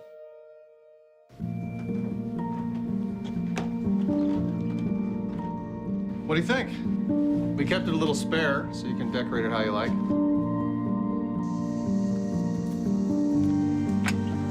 Dinner! Go. Excellent. Soccer is fun. Yeah, I saw you guys out there.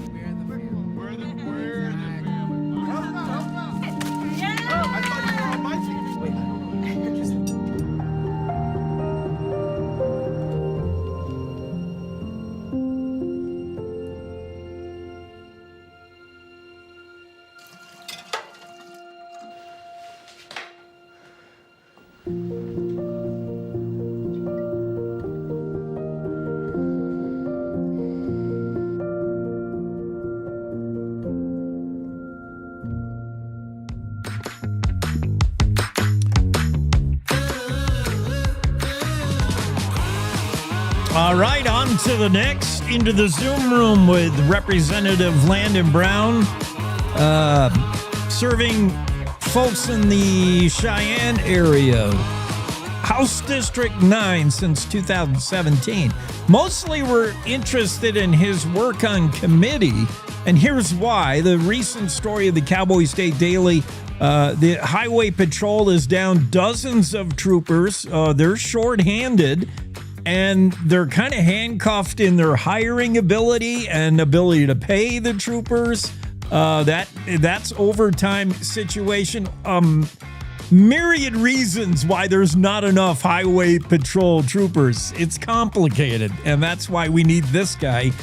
He's on he chairs the Wyoming's legislature's Transportation, Highways, Military Affairs Committee. You were just meeting committee interim work today. I think yesterday you did talk specifically about highway patrol. Where do we start? I mean, they've been blowing through overtime like crazy, so there's concern. Lawmakers are saying, hey, man, the budget is getting bloated with the overtime. And then, of course, Colonel Cameron moves on right in the middle of all this, and it's kind of messy. Yeah. Good morning, Jake. You nailed it. It's messy. I think that's the hardest thing about this is, we've got a situation where public safety intersects with respect for public dollars. And I think that's a very critical piece of what's missing right now is we hear a lot about making sure that we're being good stewards of public dollars. But when we have millions and millions and millions of dollars of overtime being drawn, and at some point there was a reason for it, but I will be the first one to tell you I don't think that the reason is valid any longer, and especially not to the point that we saw it happen with our troopers. But yeah, it's a very large and complicated issue. But I will say that I have full faith in the director / current administrator of the Highway Patrol right now that he's got this under control. We're gonna work on it, but he's doing his best right now to come to the legislature and say, hey, look, we cannot run into a negative budget. That's against the law. And so he's doing what he can to get this back without going to the governor and coming to us and asking for more money. It's a delicate balance. I mean, we do want to make sure we're taking care of taxpayers' money carefully. Lawmakers do, but lawmakers and everybody else wants to also make sure if we get into a crash, somebody's going to be there like kind of quick. Understaffing, shifting policies. This there's a lot of reasons why we're blowing through money, Highway Patrol, but hopefully the overtime that really put a crunch on. Wait, you think we can round the corner on that, put that behind us, and get to we need to hire more troopers, and that's another issue where.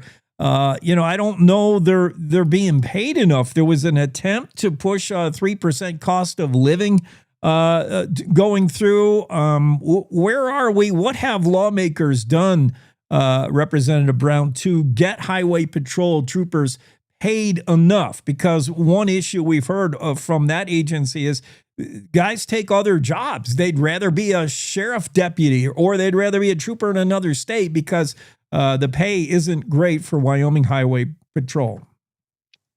Right there, Jake. It's right on the nose. And frankly, I'll be the first one to tell you, it's not just our Highway Patrol. It's all state employees. It's a symptom of a much larger disease within the legislature and within the state of employment for the state of Wyoming.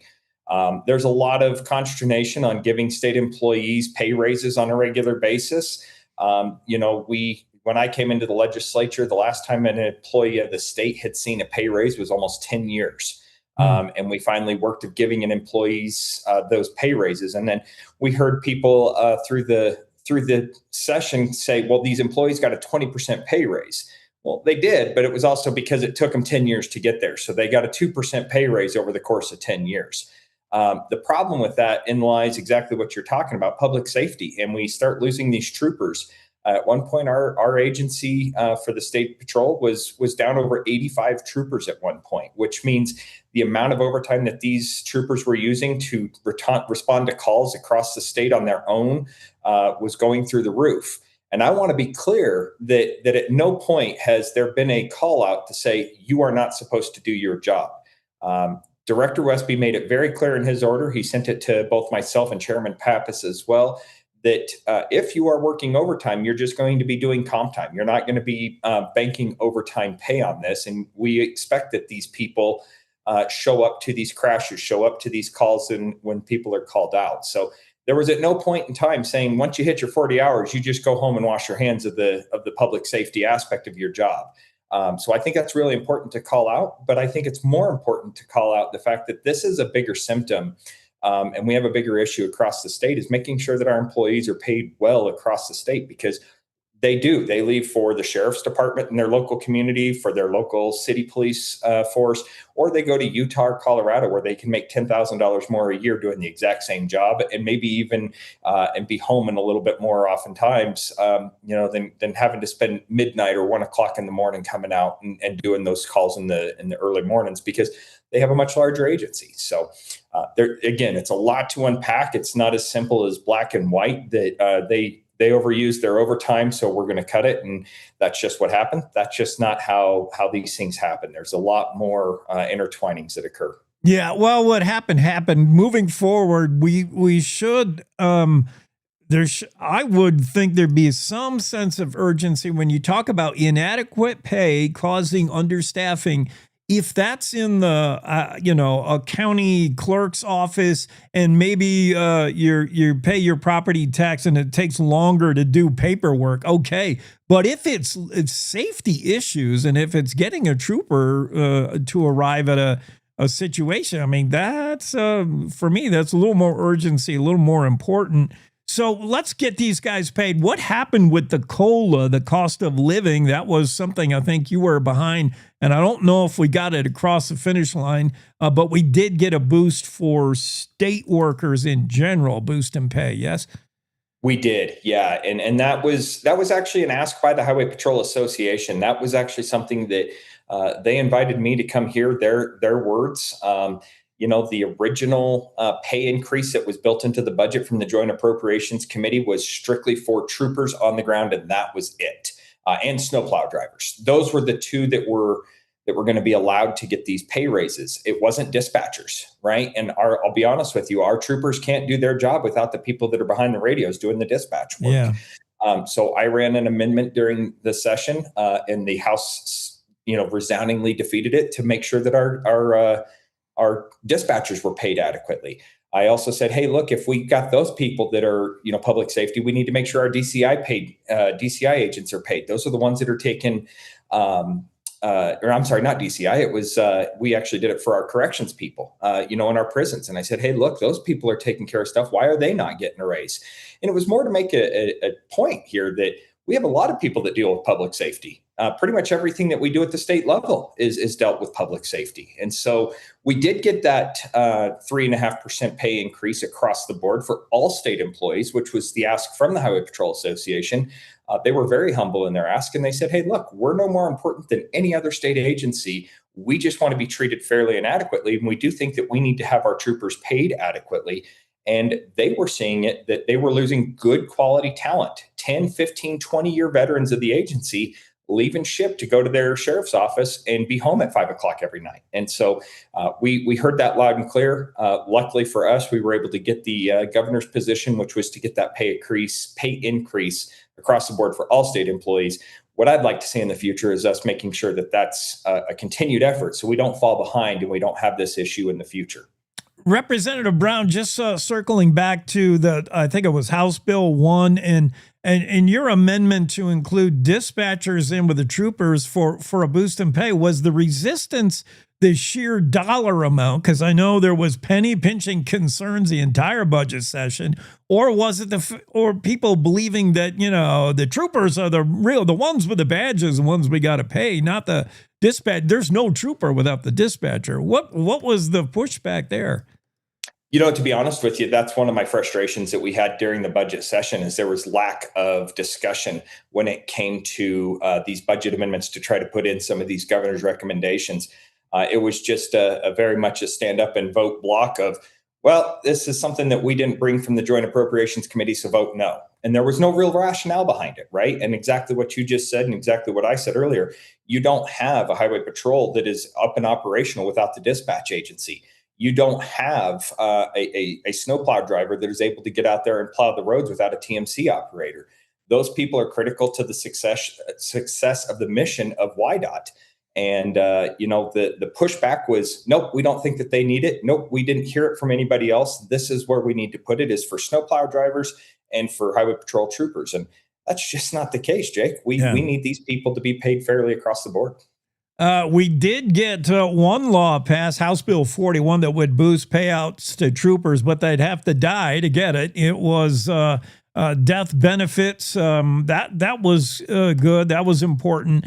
On one side note, in addition to the committee work and the stuff you're doing, WYDOT is also a huge, highway patrol. Certainly Wyoming's got miles and miles and miles and miles of highway to patrol. That drives costs up. And WYDOT, we keep hearing about how that agency, that department is running in the red. And, all they can do right now is Band-Aid and barely keep up. You're going to talk about that today in committee, or what's going on with WYDOT? Yeah, so we just finished our first interim meeting, Jake. That was 2 days. We had that up in Casper on Monday and Tuesday. The biggest issue, it's the same discussion that I've been hearing personally for over 10 years now, is we don't put enough money towards our roads. And it's really a matter of, do we want to say we don't put enough money towards our roads, or do we have different priorities? And I think the director made that very clear. If the state legislature doesn't want to prioritize our roads, that's absolutely fine. If they do, this is the gap that we're seeing. And it's about $500 million right now. We took a gap of that, about $70 million a year, and we put a little bit of a Band-Aid on that bullet hole to help that. But truth be told, we still have a vast amount that is still not being taken care of. First thing I hear when I knock on people's doors right now is, yeah, our roads are in horrible shape. I understand that. And the problem is we have more miles per capita than just about anybody else in the country. And so when you start talking about how are we going to maintain all that, well, we have some roads that we're going to have to prioritize. The ones like I-80, I-25, Highway 59, those types of locations there, Highway 2026, 287. Those are the high profile, lanes of travel across the state that we have to make sure we take care of. And so that means some of the other locations across the state are going to start to dwindle. And unless we have $500 million that just magically flows into the Department of Transportation to fill these up, we're just not going to see these roads being taken care of the way that they should be taken care of. And I'll be clear too, one of the pieces of information we got here is an ounce of prevention is worth a pound of cure in the later years, right? But right now, we're more fully, so focused on getting that money into savings to pay ourselves in the future. And I think that's a fair point as well. I don't think that there's a wrong answer to this. It's just a matter of, what do we prioritize now or in the future? Yeah, just filling potholes and dealing with, bridges after they fall apart and mountains after they fall down. That's like the best Department of Transportation can do. But there's a wish list of projects they would love to get to. And I'm sure, did the Moretti guy from TRIP talk to you about, stuff that we'd love to do if there was money? Yeah, so TRIP is a nonprofit organization, basically took a look at the same information that WYDOT does with the commission. I think it's also important to remember that WYDOT has a commission that they work with. It's an appointed board, and they're the ones that actually dole out the money. We appropriate the money, but they decide which projects get taken care of and how that gets utilized in the actual field. But yeah, we see it all the time that there's life and safety issues that have to be taken care of first. Your road bridges, stuff like that. We don't want to see what happened in Minnesota, 5 or 6 years back. We don't want to see those types of things happen here.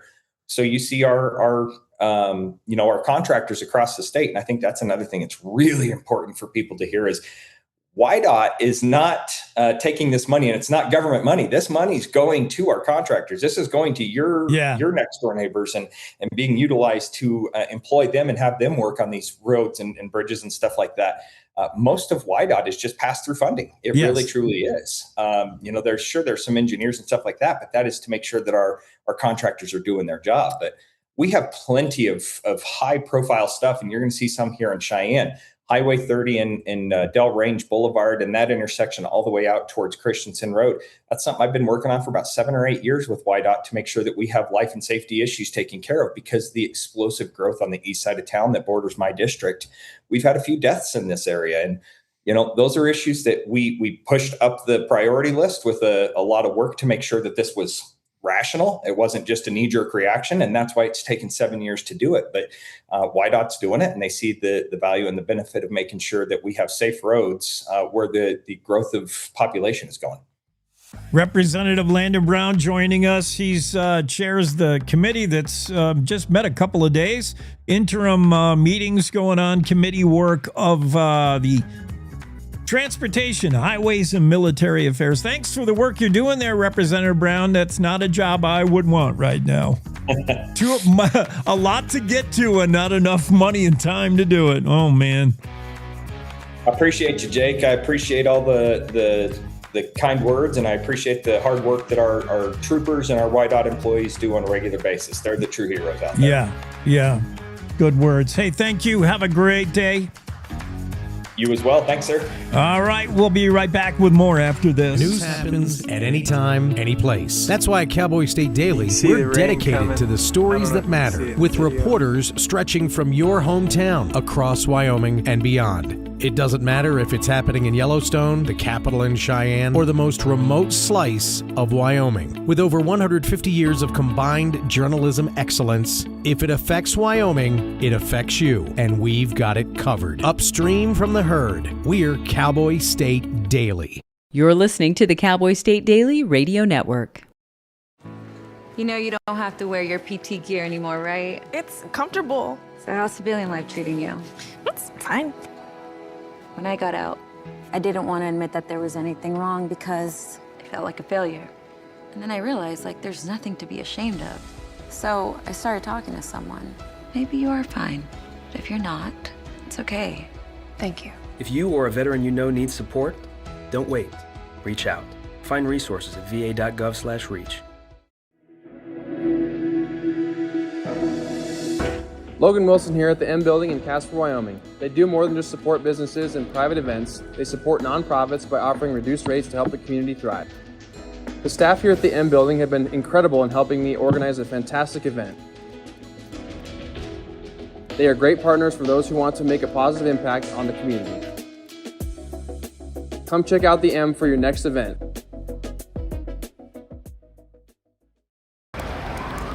Hate is loud. It gets clicks. It gets attention. Hate, however, is actually quite small. But love is the majority. Filling up something far more important than any feed. Love fills our hearts, our lives, our every day with understanding, empathy, and compassion, leaving hate to become what it truly is, a whisper.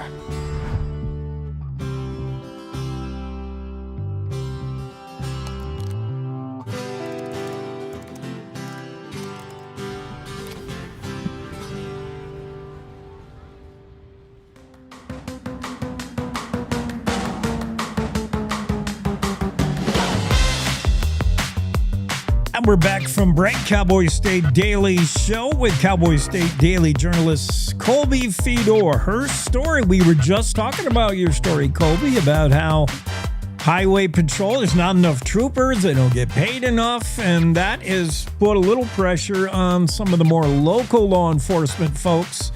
Your sheriff's office, they may be the first ones there instead of Highway Patrol, as long as somebody comes, but that's a concern. You were right on it.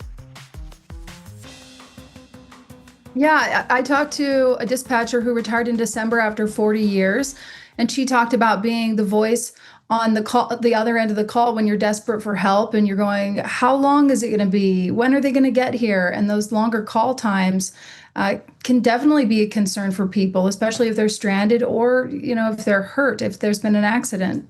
Yeah, and I can imagine like a weather situation. What a helpless feeling that's got to be for the person in the headset saying, I got troopers over here, over there. I'm like, we're trying. We don't have enough troopers, and we don't have enough dispatchers either. Right. And the shortage is affecting, local law enforcement agencies as well. The Wheatland Sheriff's Office, or Platte County Sheriff's Office, said they're short-staffed too. And so when they need to respond to those crashes or weather-related incidents on the highway, they're not able to respond to the dirt roads and, be in their small town where they need to be as well. Out in the county, it's a widespread county, a lot of ranch roads, and things happen there as well. So it's a really tough situation. I tried not to villainize anybody when I wrote the story. I think it's just good that people are aware that this is happening. There are a lot of parts to it. It's definitely something we'll have to follow closely and update as it goes along. I like the way you put that. I heard you say that too in the segment with Mac, that what happens is if you're spending time responding to stuff on the pavement as a sheriff's office deputy, then you may not be able to get to the dirt road stuff. Platte County Sheriff Krotz definitely sees it. Our favorite Sheriff Laramie County, Brian Kozak, says he hasn't really seen the crunch yet, but he knows and he feels it happening elsewhere. Highway patrol. Well, maybe Landon Brown can fix it. We just had Representative Brown on the other day, and we had Alex Petrino. We had the Petrino family. That's so cool. The story. There was so many parts about this story I thought were funny. I mean, I know Jared Petrino, so I had to give him a little bit of crap about leaving the wreath up like this late. What are we? It's May. And their Christmas wreath is still up. Nothing more redneck than that, right? Christmas lights all year long. But the family of finches that took root. It's a great story. Thank you. I love how drastic, like the measures that she took. She's got rainbow caution tape. She said it was kind of a struggle. I bet she told you, like, they've got neighborhood kids in and out of their house all day. So getting the message to them that they cannot use the door. It was like kind of like a joke at first, and then she was very serious. She's really made sure to take care of those finches. I'll have to check in. I don't know if she said if they've left the nest yet or not, but it was over a month that they were not using the front door. Yeah, and she did say they were pretty serious about it. Make sure the kids didn't use it. She said they like a lot of us, they do the garage door, the side door thing, but the kids, when they come home for school, they usually use the front. And she took a moment when the finches were away, I guess, to quickly put up the Ring camera, and because of that, we get some great video and great shots of the Finch family doing their thing. Yeah. The Petrinos are great. What else? Oh, yeah, more wildlife stuff. The two-headed calf in Utah. That was odd. Super odd. What's funny about that story is I started calling some of the ranchers from my hometown, and everybody said to call up Doc Byerman. And so I talked to him last, of course. We did get the update in the story, but I don't know if people saw it at first. But I was best friends with Byerman's daughter, Jenny, growing up. And so that was nice to touch base with my old hometown vet. And check in with him. And he says about every 5 to 10 years. So there's a lot of inconsistency with how rare or how common these deformities, if you want to call it that, happen. And there's a lot of variations too. In this case, it was 2 necks, 2 heads. I talked to one rancher, the Seamses and Daniel, and they had a 2-headed calf that had a head on each end and a connected middle. Ooh. Yeah, we're sharing photos of this one. There's probably a lot of underreported incidents. It's probably hard to get an idea of like how often would this statistical anomaly happen, this genetic defect. But I bet it happens more than the numbers say, because I know many ranchers going back hundreds and hundreds.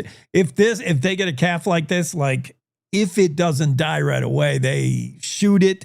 It's like bad juju, and certainly it probably wouldn't be reported. Now, is this thing alive? Could it be alive? No, this was stillborn. Yeah. Okay. Yeah.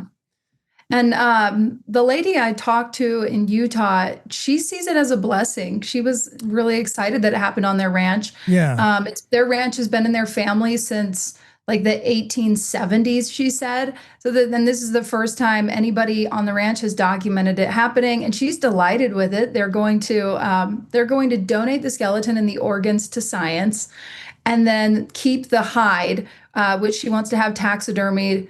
And then she wasn't sure if she wanted to put it in her little boutique downtown in their little small Utah town or keep it somewhere else. She said the retailer in her wasn't sure yet how people would respond at the store to seeing it. Maybe it'll draw the crowds or maybe not. So yeah.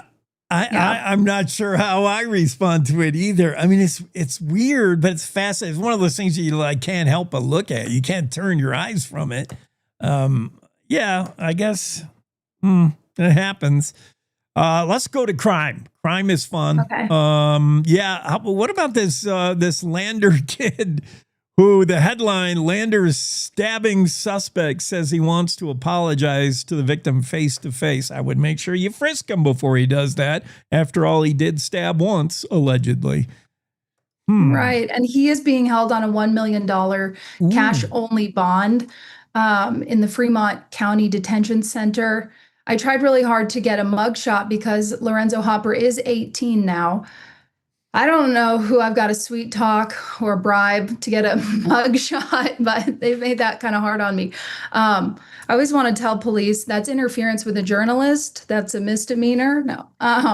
Anyway. It's so weird. Each law enforcement, each PD and SO and detainment center, they kind of make up their own policy. Some are very open with it. You go online and there's the mugshot because I think they think it may deter somebody. Like, hey, if you do a crime, your face is going to be up there for everybody. And some are super secretive about it. And so I don't know. It varies. Yeah. You're absolutely right. I'm fascinated by this. Wyoming is a sunshine state. So like Florida is another example of a sunshine state where a lot of these records really should be public information. And so there's a way to get them, but sometimes it's like a scavenger hunt getting certain court documents. Yeah. And you'd have to work your way all the way up to the ombudsman to really get that story and figure out why some of this information is so hard to get. And I know I'm speaking really broadly. Yeah. But Wyoming's notorious for, in some ways, it's hard to get information. It takes a long time. Sometimes you'll put in a request for information. They're like, well, we get at least 2 weeks. That's what their Casper PIO, who's no longer the PIO, would say. But by 2 weeks, a story is stale. So That's tough. But hey, that just, that's part of our job is trying to find that stuff. And it makes it a little difficult sometimes. But I understand it during investigations, they've got all kinds of reasons to want to keep the cards close to the chest. In this one, I imagine we'll get something soon. I put out a request yesterday. But anyway, I was looking for his arraignment date. That has not been set yet. But I saw the letter, which I was like, oh, maybe I'll check this out. And I pitched the story and maybe I didn't do a good job pitching it. The editors were like, I don't know. And then in the afternoon, they're like, wait, there's something here. Yes, do it. Because we're looking for just to know anything about what happened there that night. And I'm sure that Mr. Hopper's attorney is just like, if I've learned anything covering crime, it's to just, if you do something or you're being accused of something, don't say anything. Yeah. Don't write anything. Don't say anything. Or if you're in a political office, don't Facebook post. Yes, we can all give great advice as journalists. Like, don't do these things. This 18-year-old, while there is frustration over whether law enforcement is forthcoming with things like a mugshot when they should, there's not outright denials, but there's sometimes so many barriers put up that it's equivalent to a denial. Lorenzo Hopper profusely apologized to the judge. He didn't mean to stab the clerk at the Loaf and Jug on April 21st. Was it during a robbery? What was he so what doing? happened is he'd actually been to that Loaf and Jug hours before, and he hopped, I know with his name being Hopper, I can't help myself. He hopped over the counter and he grabbed a bottle of alcohol, and then he left. There were two females in the car. That one was driving. She is his co-defendant. She's also facing felony charges. And they drove around. I'm not sure yet if the burglaries happened before or in this window, but then they returned, and that's when Lorenzo Hopper attacked the clerk. And the female stayed in the vehicle, but they were ultimately the getaway car. They drove off maybe like a block or so, I think, before they pulled over, and police arrested the driver and Lorenzo Hopper. There was a third female who was passed out in the back seat. We don't know how she's doing, but no charges have been filed on her. Well, I'm encouraged by the want to apologize. That doesn't remove the knife from victim, but it's a start. Colby, one more story. Naked man fights with cops outside Cheyenne Police Station. Another great Florida headline. What? I know. My favorite part was that the way that police sometimes will write their affidavits, they talked about how he balled up and they were trying to get a more advantageous position. Right. And my dad was a wrestling coach, and I think of like the nudity, and I'm like, oh gosh, how awkward. And I have a newfound respect all the time for our law enforcement. Oh, and there's nothing to grab on. That's what cops will tell you. Your dad, the wrestler, will tell you, what can I grab here with a nude dude? And my brother is former NYPD, and he said the same thing. Whenever they get calls for a guy who's naked, they're like, oh God. Because that's the old way, though. Roman Greco wrestling. You have to have some Roman Greco wrestling background or a taser. No, I'm saying they were naked, Jake. Oh. And the original Olympians were naked. Well, yeah, because you didn't want anybody like grabbing your shirt. That wouldn't be fair. So. Nice how you took it all the way back to Roman Greco wrestling. Mm-hmm. All right, Colby, good stuff. Have a great day. All right. Thanks. Take care. Cowboy State Daily Show with Jake. It's time for news now. It's time to take a look at what's happening around Wyoming. From the Cowboy State Daily News Center, I'm Mac Watson.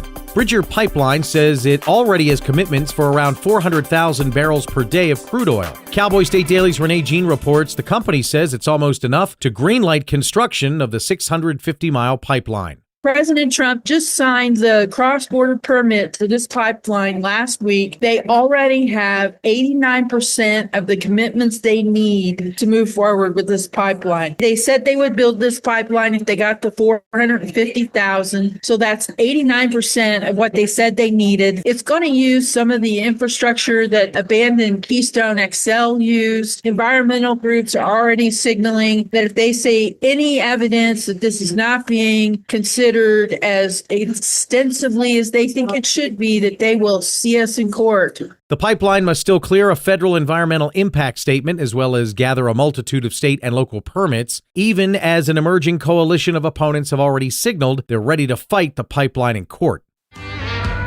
The U.S. Department of Justice says that it's investigating America's meatpacking industry, something many Wyoming ranchers say is overdue. Cowboy State Daily's Kate Meadows reports that ranchers are welcoming the investigation. The U.S. Department of Justice confirmed this week that it is investigating antitrust concerns within the meatpacking industry. There are 4 major meatpacking companies that control 85% of the beef market, and that, according to Representative Harriet Hageman, is squeezing cattle producers from all sides. The investigation comes as cattle producers continue to grapple with rising operating costs, shrinking processing options, and concerns that a handful of giant corporations wield too much control over the nation's beef supply. I'll be back with more news from the Cowboy State Daily News Center right after this. The land is one of Wyoming's greatest teachers. It shows us that carelessness has consequences, and thoughtful management creates abundance. Programs like Wyoming Agriculture in the Classroom and Wyo Wonders help young people learn how science, agriculture, and conservation work together. Our curriculum, Wyo Wonders, is built for elementary students by Wyoming industry professionals. Use it for free now at wyowonders.org. Looking for a real Wild West experience? Cody, Wyoming's got your ticket to ride. They've been throwing down since 1919 with the world-famous Cody Stampede Rodeo. And when the sun sets, the Cody Night Rodeo keeps the action going every night all summer long. It's bulls, broncs, and big-time cowboy energy in the only town where rodeo is a nightly tradition. Because here in Cody, rodeo's not just an event, it's a way of life. The Cody Stampede Rodeo. Cowboy State Daily News continues now. A lithium-ion battery caught fire at a Daniel couple's home as they were waking up on Tuesday. Cowboy State Daily's Renee Jean reports that James Morey says the battery shot flames a foot high. These cheaper lithium batteries are more likely to have a chain reaction start. And once one of those little cells gives way, it excites all the other ones, and then the reaction just takes off and goes. These batteries can reach temperatures of 1,800 degrees. Water is not a good idea for trying to put these fires out. It won't stop the reaction. It won't even really slow it down. Morey, a volunteer firefighter, smothered the battery with a towel and tossed it outside onto a concrete pad well away from the house while his girlfriend called 911. The Wyoming Republican Party can't use its autonomy rights as a shield when sued if it sat on them for 40 years, an attorney suing the party argues. Cowboy State Daily's Claire McFarland reports that GOP Chair Brian Miller says the party's rights have been violated for decades. So while being sued, they're saying, well, we have these rights. And the attorney suing them filed an argument here recently where she said, if you've had these rights for 40 years, why are you just now using them as a defense when we've dwelt in the uncertainty and ponied up our money to challenge you? And Chair Brian Miller told me, well, we only just recently found out about the case, though, and so we haven't been sitting on our rights. A group of Hot Springs County Republican Party leaders sued the Wyoming Republican Party, its Dispute Resolution Committee, and a few of its officials last year, alleging that the party violated state law by giving voting power to outgoing officials who weren't precinct delegates chosen by a vote of the people. And that's today's news. Get your free digital subscription to Wyoming's only statewide newspaper by hitting that daily newsletter button at cowboystatedaily.com. I'm Mac Watson for Cowboy State Daily.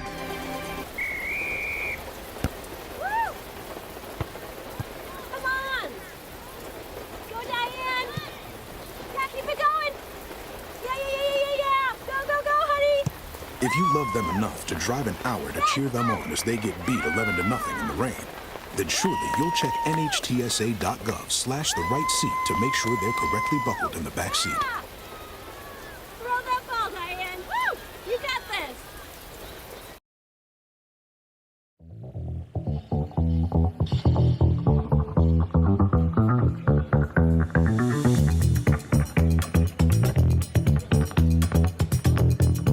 Cowboy State Daily Show on a Thursday. Hello. Welcome. Thanks for hanging out with us this morning. Halfway through the gig, and Mark Hines popping in. We'll probably talk Bears. Not what I think. Nobody cares what you think. What? I was ribbing you, Jake. I say nobody cares what you think. Oh, let me adjust your volume all the way to 0. Let me turn you down. You're a little loud. Yeah. You're at 100%. We need you at 0%. I've been told that before, Jake. Watch yourself, Hines. Okay. We have on later Tara Ross, a retired Yellowstone Ranger. And we're going to talk about response to bear attacks. When you hear a bear attack on the radio in Yellowstone, what does that sound like, feel like? We had one a little bit ago.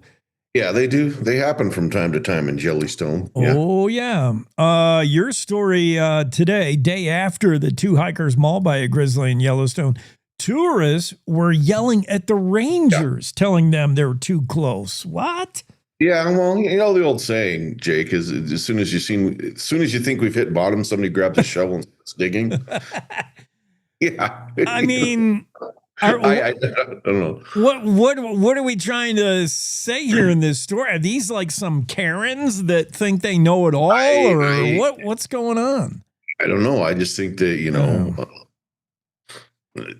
some people, I guess, have that attitude that the wildlife is there for them to walk right up to. I don't know what the answers are, Jake, but I'm just reporting what people say. What people saw and what they experienced, and apparently, I think we knew that anyway. Those folks in Yellowstone, the rangers or the seasonal personnel they hire to monitor those situations, they've got a tough job because there's always that percentage of the people that just are not interested in listening. So. Oh wait, I'm okay. I'm like reading this wrong or something. Yeah. The bear biologist in Yellowstone who related that experience that they were at remember the story we had that I did about the grizzly and the wolf tussling over the bison. Yes. At the river. It was at that scene. And what happened was people were crowding those animals, and the rangers were telling them to leave, and they started yelling at the rangers to leave. So yeah, that's yeah. I thought from people behaving badly, which again that happens in Yellowstone. Yeah, Mm-hmm. Unfortunately, there's that segment of the visiting public that just isn't interested in. Really, I guess their own safety. I don't know how else to put it. I am reading it. Rangers yelled at by tourists too close to grizzly. I thought the tourists were taking upon themselves to tell the professionals, the rangers, that they were too close. Like, no. Oh, they were just, when they were warned to back off, they had a response. Yeah, they say, well, oh, wow. Yeah. Sorry for saving your life or trying to. I see. Yeah. Yeah. People, the wildest wildlife in Yellowstone is the two-legged version. The peoples are often, the problem. Yeah. What else is happening? Don't lump Sasquatch in with. He's two-legged, supposedly. There'll be a story on that. Oh, they're always. I have. I've come across. I consume a fair amount of Sasquatch media. Although I myself remain basically unconvinced, but there are stories that have come out of Yellowstone over the years that people they've seen him there in the park, and why wouldn't he go to Yellowstone if he exists? It'd be a great place to hang out if you think about it. Yeah. I'm gonna need a list of your YouTube channels you subscribe to. Oh yeah, okay. The only Yeti I've seen in Yellowstone is the cooler, the beer fridge. I have not seen Sasquatch yet. Anyway, what are you working on this week? Well, standard procedure. We don't tell people what. I'm not going to tell people stories. Come on, you got to read the paper. Is it going to be wildlife? Is it going to be bears or a different animal? Just a little hint. I'd say there's stuff with bears. Yeah. And other animals. Bears and other animals. Well, that's Mark Hines covering all things bears, animals, habitat, maybe even sharks falling out of the Sharknado.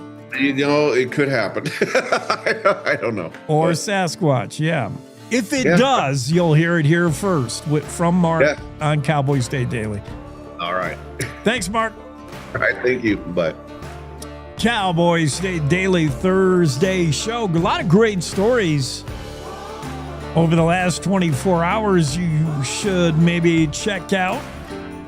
With the Strait of Hormuz kind of plugged up, Wyoming is ready to go pump some oil. Bridger Pipeline says it already has commitments for around 400,000 barrels a day of crude oil. That's about 89% of the volume the company said it needs to greenlight construction on their new pipeline, which would terminate in Guernsey. It's more evidence that if worldwide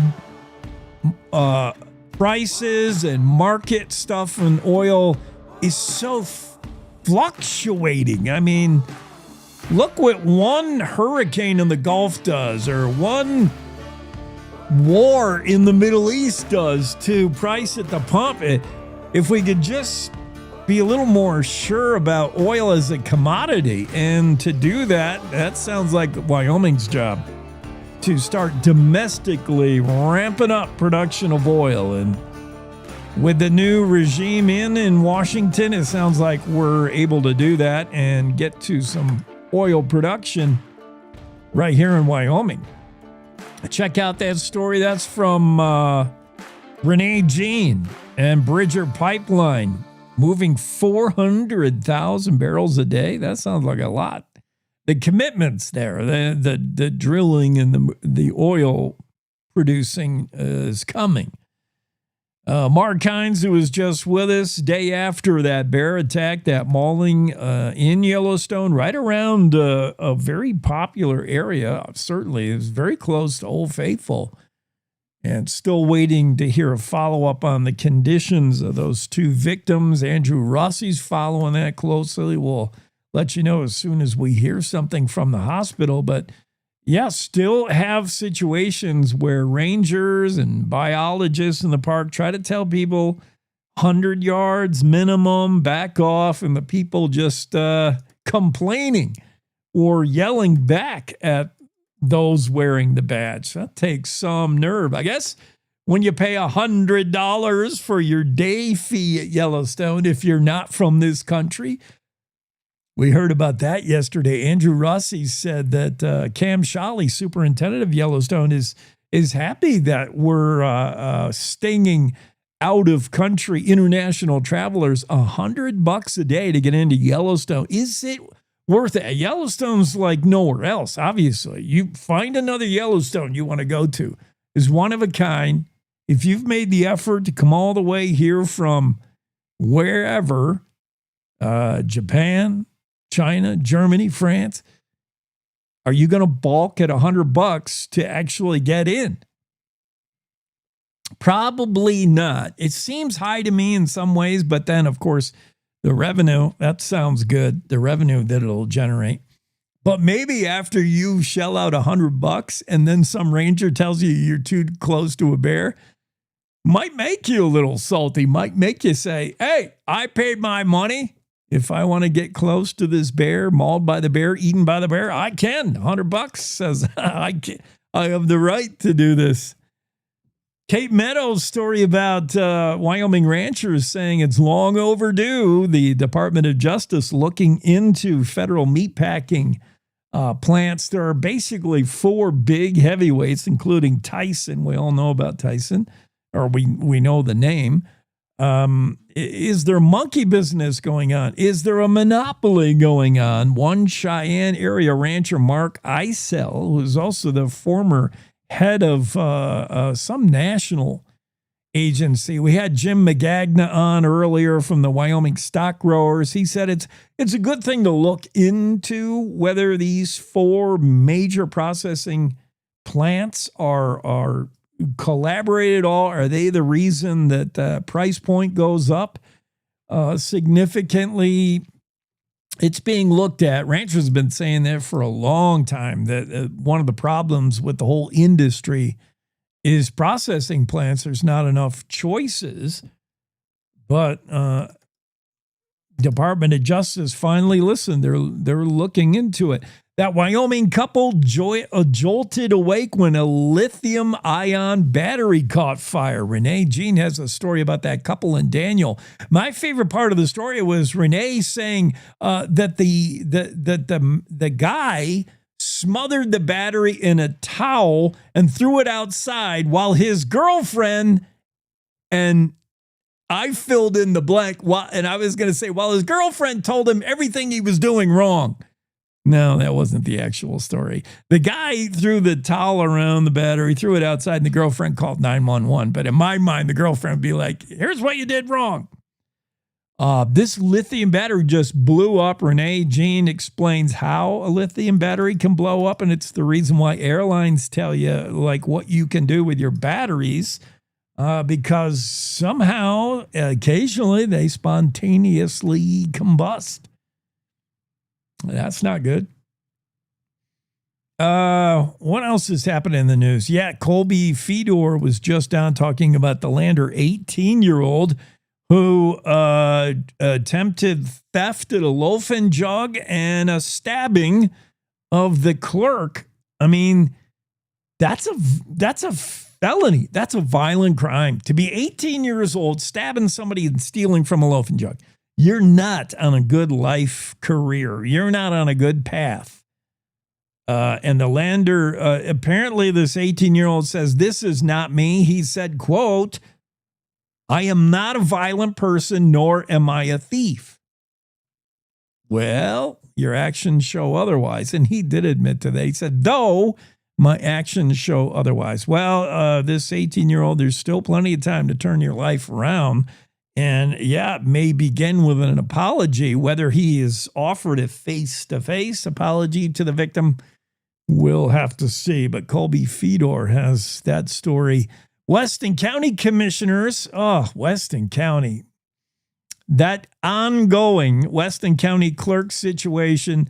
Becky Hadlock, who I think we've proved out now, made some errors, made some mistakes, messed up, fudged up the last election there.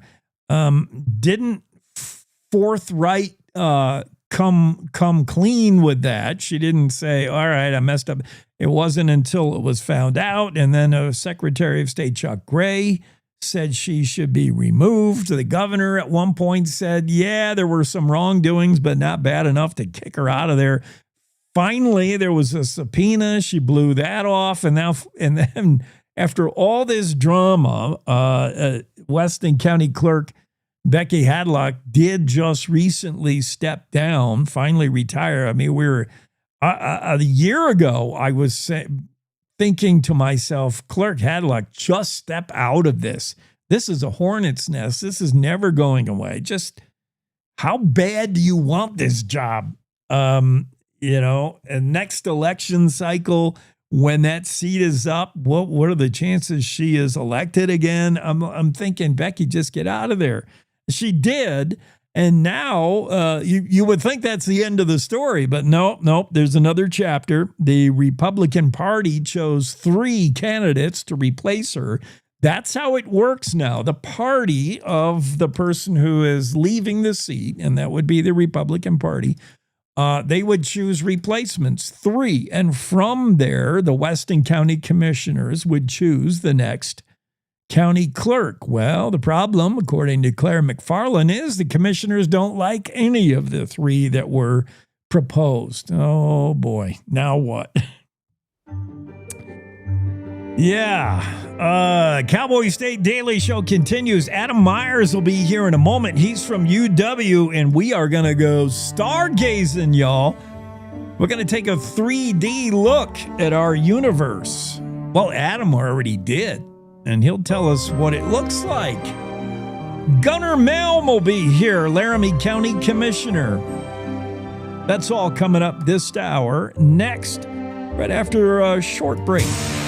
At Cowboy State Daily, we cover everything Wyoming, like the outdoors. Yeah, it looks like a young grizzly recently separated from its mom, was out wandering around doing a thing. Energy. Cheyenne's become this data center magnet. And the issues you care about. Wyoming Highway Patrol is facing a significant trooper shortage with 36 unfilled trooper positions. Covering Wyoming like nobody else can. This is Cowboy State Daily. This is the Cowboy State Daily Radio Network. I don't think that many kids in my son's school even do it. He makes fun of his friend who vapes. He would never try it. She's into soccer. She's on the honor roll. She's just not the type. No way. No way. No way. No way. My kid would never vape. Get your head out of the cloud. Today, nearly 8,000 kids will start vaping. Maybe even yours. Learn about the dangers at talkaboutvaping.org. Life's daily battles are not meant to be fought alone. We're not powerless, so long as we don't lose sight of what's important. Don't be afraid to seize that moment to talk to your friends. Cloud, you okay? Because checking in on a friend can create a safe space.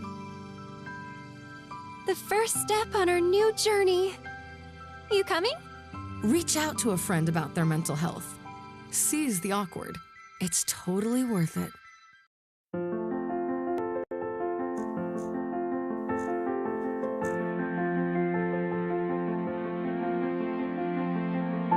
There are a lot of words I would use to describe my daughter.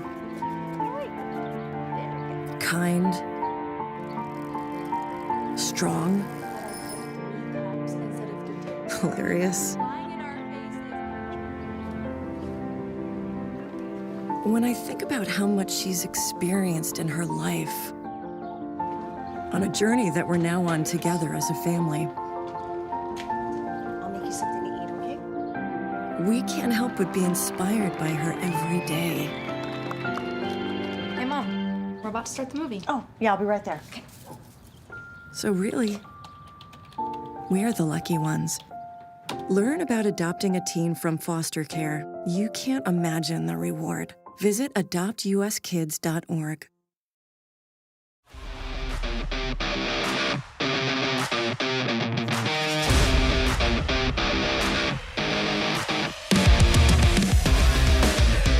Cowboy State Daily Show with Jake back after break. Joining us, Adam Myers, University of Wyoming professor of physics and astronomy, and just finishing up the dark energy spectroscopic instrument, DESI. We'll call it DESI. 5 years in the making, finished ahead of schedule and under budget, and came back with more data than we thought.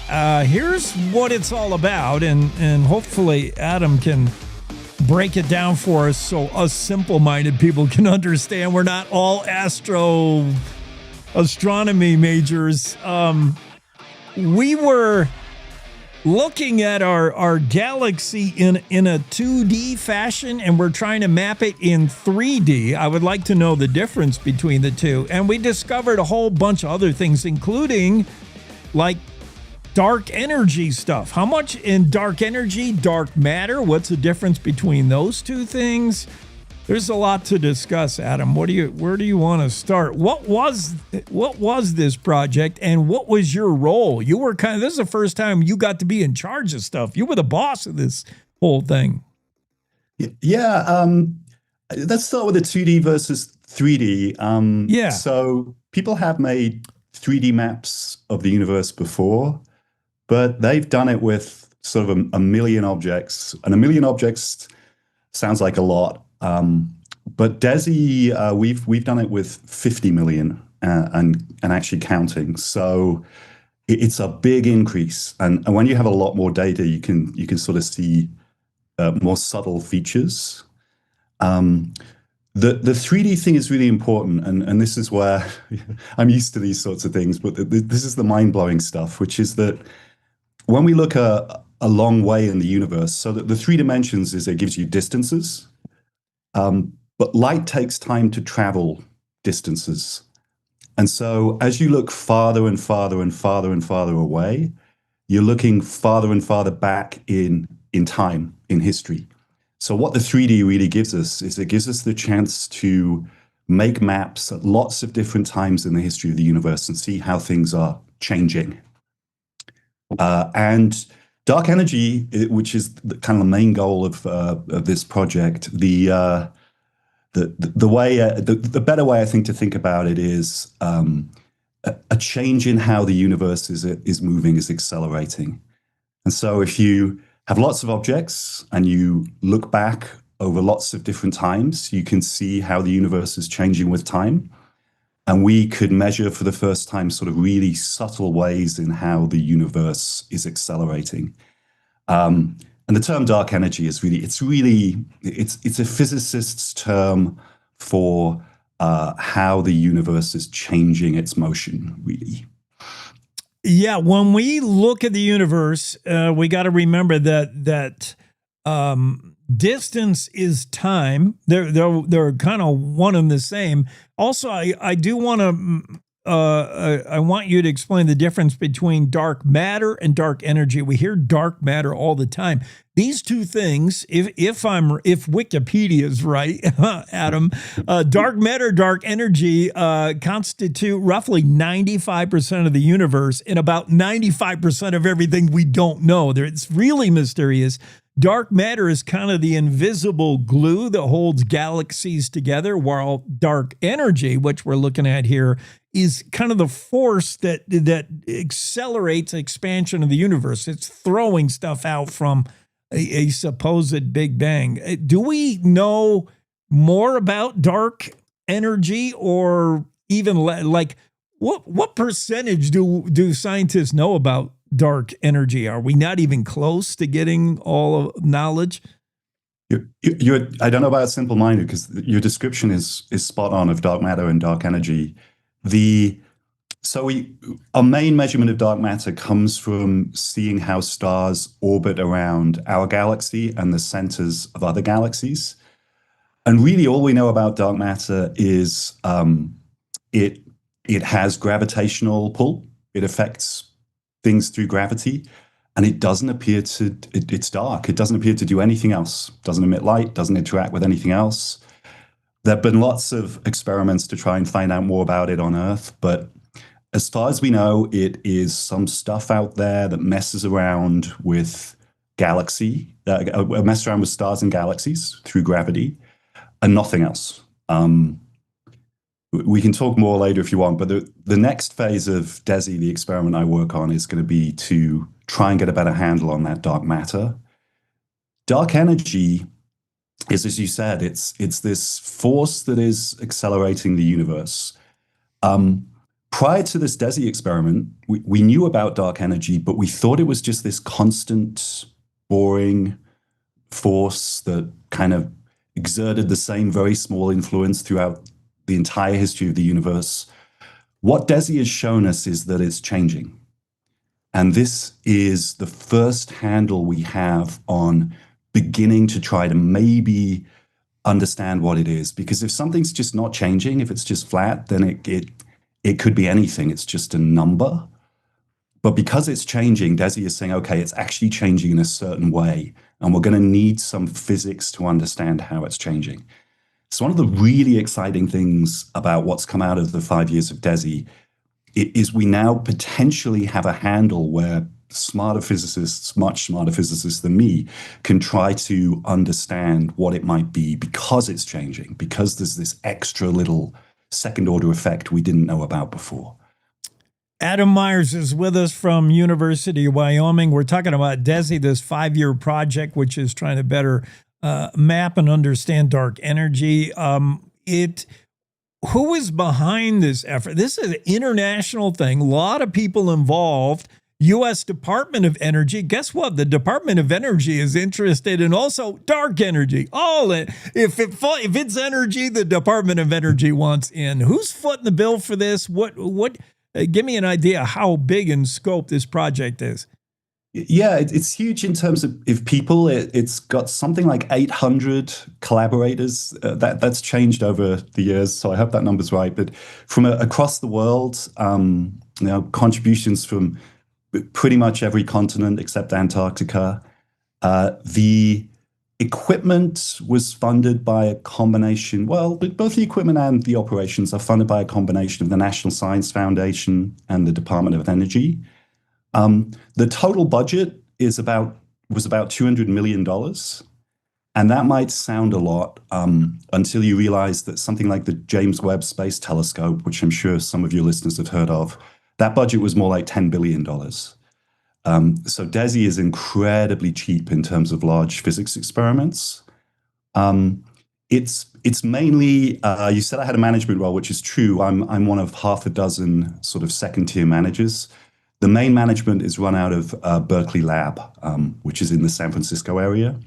So there's people all over the US involved. There's people all over the world involved.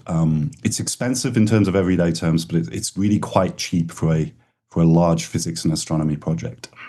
Tell me what it is that mostly you did day to day. I see the quote from the story without making our minds explode and in a way we can understand. You said, I find it remarkable that every day we process detailed observations of up to hundreds of thousands of objects in the sky. We have a telescope in Kitt Peak, Arizona, pointed at the solar system, at the sky. And every day you're deciding what we want to look at in specifically the next night or something, right? What are you doing? What do you do? Right, exactly. So the DESI instrument, it's got these little optical fibers that are controlled by robots. There's about 5,000 of them. They point at, we can't use them all, but they point at sort of 4,000 objects every 10 minutes. We take 4,000 observations. Through the course of a night, you might get hundreds of thousands. Those, in real time, that data is being turned into, from just, we collected it into something meaningful for analysis. By breakfast, we have all of this data. It gets passed to my team, or the team I oversee, and that team looks at the data, most of it using automated tools, computational tools, works out what's good and what's bad. If it's good, great. We want to move on to the next object in the sky. If it's bad, maybe we want to observe it again. So we make all of those decisions during the course of a few hours. And then we say, okay, we know what's good and bad now. We want to plan our next set of observations. And so then we set up all of this code to tell the robots what they're going to look at the next night. And we go the next night. And so that turnaround from collecting hundreds of thousands of observations to planning the next night's observations happens over the course of 3 or 4 hours the next day. And if we don't do that, we don't have things potentially to observe the next night. So every day my team is working out, what did we see? How does that affect what we want to look at next? And what are we going to look at tonight? Adam Myers is with us from University of Wyoming. He's a Joint Level 2 manager for this survey. It's the DESI project, a 5-year mission to map more than 47 million galaxies. Adam, if we're looking so far into the solar system, into space, and the farther we look, the older that it happened. Is this all old news? I mean, what are we learning? This all happened so long. This is all old news now. It is, but the what I was mentioning, that this dark energy, what DESI's done for the first time is confirmed that it's changing. Obviously, to know that something's changing, you've got to be able to compare what happened in the past to today. So we have to collect the old news to be able to actually determine what is happening, what is the new news. So, the quote about, if you don't know history, you're condemned to repeat its mistakes. We need to know the history to be able to understand what's going on now. Well, just knowing dark energy is not something static. It's not holding still. It is doing something. Which way is it trending? Where is it going?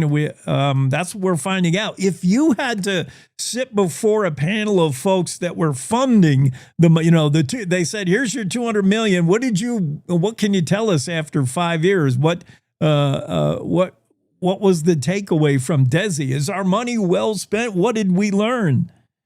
Yeah, I mean, in a grand sort of philosophical sense, we learned that we thought the universe was going to expand forever and get very cold and dark and lonely, and perhaps we would only see the very nearby galaxies. And we've learned that might not, well, it probably isn't the case. It's probably actually the case that the universe is going to slow down, turn static, or maybe even start to contract again.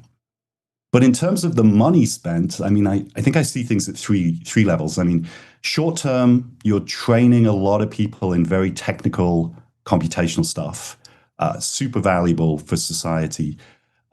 You wouldn't believe the number of times I'm at conferences and people say, oh, and where are you based? And I say, the University of Wyoming. And they say, Wyoming? Oh, yeah. Interesting. I've never been. I've always meant to go. And people come. It's good advertising for the state. Yeah. And so you get those tourism dollars. Midterm, the reason your cell phone camera works, the communications in your cell phone works, the reason your computer has storage, all of those are tracked back to large projects in astronomy. So the multiplier effect for a not particularly expensive physics project like DESI to actual goods in the economy is very, very large. But I like the long-term answer. I like the thought that in the mid-19th century, when people were studying electromagnetism, nobody thought it would lead to cell phones. And when Einstein was studying relativity and a photoelectric effect, nobody thought it would lead to televisions or lasers or all this stuff, or GPS satellites. And so for me, I won't be around, but 100 years from now, we never know what this basic science is going to do for society, but usually it has awesome consequences. And I'm really hopeful. I like this human mission. It's a human thing for me. And so if you've got grandchildren or you're thinking about having grandchildren, that's a hopeful and optimistic thing. Your great-grandchildren will, I think, say, it's amazing how we can control gravity, we can travel faster in space, we can do all sorts of things because of what the DESI project did 100 years ago. And for me, that's the endeavor. It's this human endeavor of improving things for the next generations, forever and ever and ever. And just to know, Adam Myers and University of Wyoming played a role in this, played a part in this. That's incredible. Kudos. I did see not long ago, Adam, and this must have been from the DESI, the completion of this mission. I did see headlines saying scientists now believe that the expansion of the universe is slowing and perhaps may even stop. That's from this study, yeah? Right, and it's even possible the universe may start to contract again in the distant future.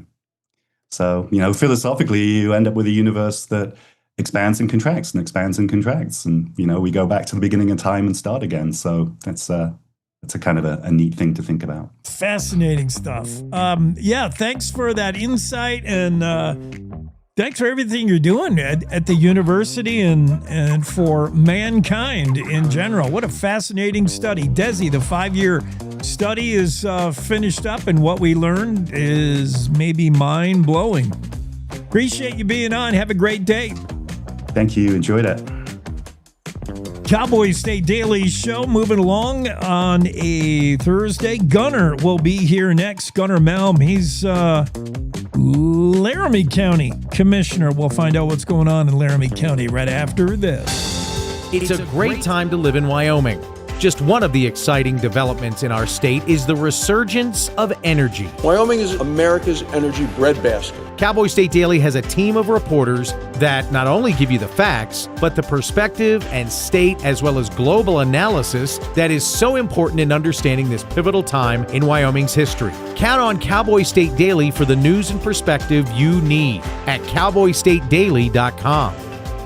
You're listening to the Cowboy State Daily Radio Network. Who can you turn to for news you can trust? Your local TV and radio broadcasters. You trust us to keep you safe during times of crisis and to deliver the weather, sports, and entertainment you rely on every day.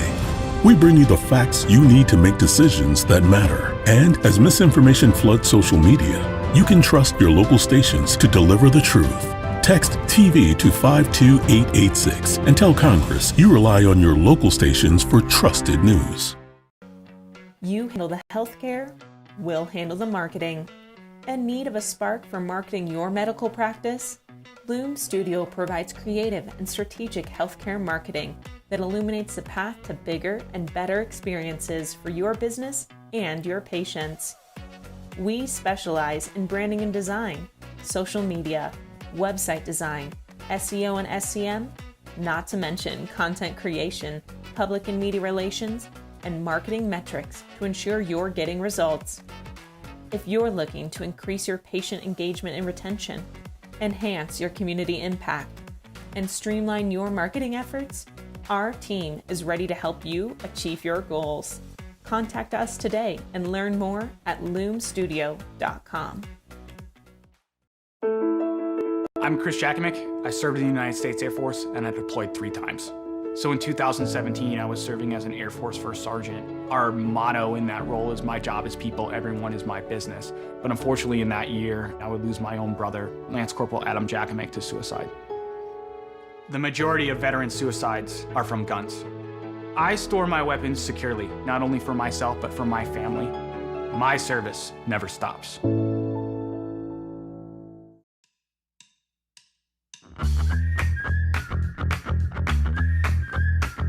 Hey, we're headed to Laramie County, where the chair of the county commissioners, Gunnar Malm, is with us. Chairman Malm, how's everything? Good. Good morning, Jake. Thanks for having me. I want to learn more stuff about Laramie. I know enough not to get into a debate with you. That would be a foolish endeavor. This guy went to Central High School, where he was did debate team stuff, UW debate. I think, you know what, it would be a great debate topic for high schoolers in your area now. Hey, Central, East, anybody, South, is data centers. Oh my goodness. Like, data centers good, data centers bad? Or, I mean, should we go full for the AI race? And that's a huge topic, certainly for you folks in Laramie County. Do we need more or less? I don't know. Yeah, certainly it's a conversation that's being had here, kind of frankly out of the blue. We've had data centers in Laramie County since 2011. I think the first Microsoft facility started construction and opening.